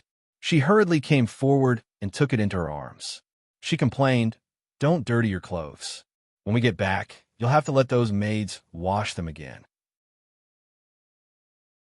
Fan Xian chuckled and said, "Sister Dong, when I was your daughter's age, didn't you hug me every day?" Dong smiled and said, "My young master, how can you compare with us servants?" It was a little strange. Dong had been chased out of the Count's manor by Fan Xian because she had tried the salty and bland food before Fan Xian. But from her tone, it seemed that she did not hold a grudge against the little boy. Fan Xian scratched his head. not knowing what to say.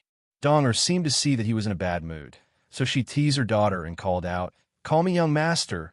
Young master, call me uncle, Fanxian insisted. He sat in the tofu stall for a long time, watching Dong cut the tofu, weigh it, wrap it in paper, and teasing the little girl next to her to call him uncle.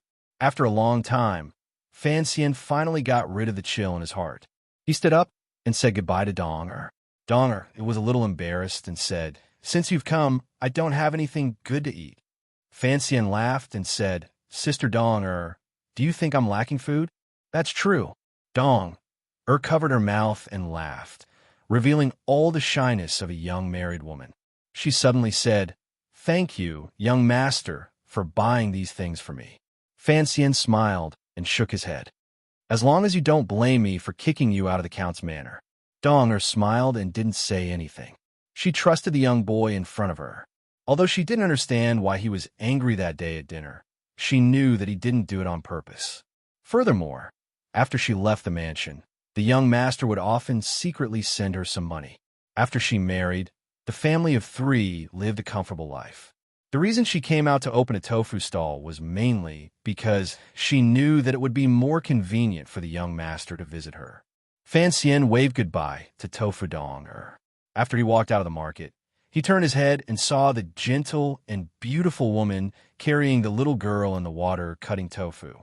Her slightly leaning body was still slender and plump. No signs of age could be seen.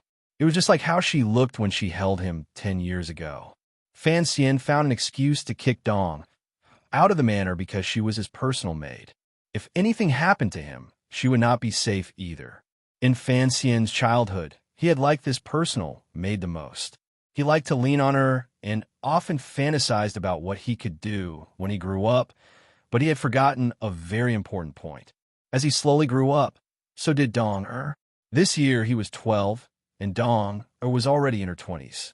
It seemed that the story of Bao Yu and Qingwen had to be abandoned halfway. "When you were born, I was not born. When I was born, you were already old. You hated that I was born late. I hated that you were born early. When you were born, I was not born. When I was born, you were already old. I hated that we were not born at the same time. I was with you every day." As he fantasized about how much Donna loved him, he hummed a tune as he returned to the Count's manor, trying to make himself believe that he had already forgotten the 2 pairs of dead fish eyes staring at him from the assassin and old Ha. Because he had eaten makuzi, poison mixed with bamboo, wormwood in the afternoon, and had broken a man's neck in the afternoon, Fanxian's appetite was extremely poor. He only ate a little for dinner, then left the bowl and returned to his bedroom. When night fell, he was a little hungry. Alone, he carried an oil lamp to the kitchen. He walked silently, not disturbing any of the servants. Entering the kitchen, he cleanly washed a fish. The kitchen knife danced in his hand like a bird, and in a moment, he had removed the scales and guts. Then, using the skill that Wu Zhu had forced him to use to cut up some shredded ginger, the knife landing on the chopping board without making a sound. Then, he added some vinegar to the small dish that held the shredded ginger. Starting a fire, he boiled water and steamed the fish. Squatting on the floor, he looked at the stove beside him, watching the slowly rising steam. Suddenly, Fanxian thought of something funny. Because of his mother, Teacher Fei Jie and Uncle Wu Zhu were both teaching him how to kill and how to avoid being killed. But objectively speaking, they were also teaching him how to be a good doctor and a successful cook.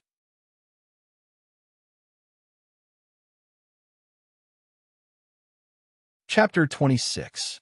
3 minutes later, Fanxian took out a steaming fish plate and drizzled some expensive soy sauce from the south. The sauce was amber and very beautiful. The steamed fish mixed with the sauce, and the aroma immediately filled the kitchen. He found leftovers from the night before and ate them with the steamed fish, ginger, and vinegar. The next morning, he went to pay his respects to his grandmother.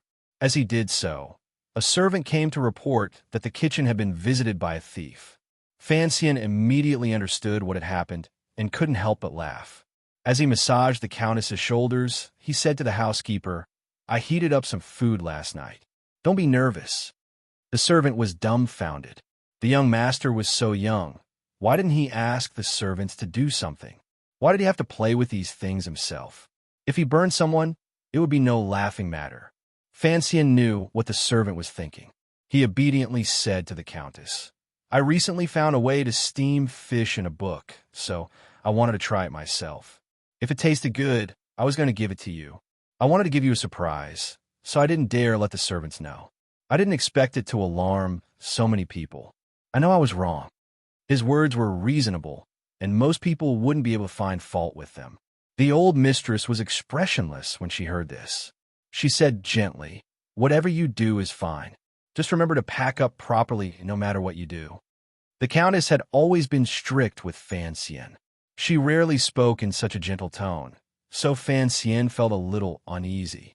He felt that his grandmother's tone seemed to reveal a trace of pity for him. Why was that? The countess softly said, "I know what happened yesterday.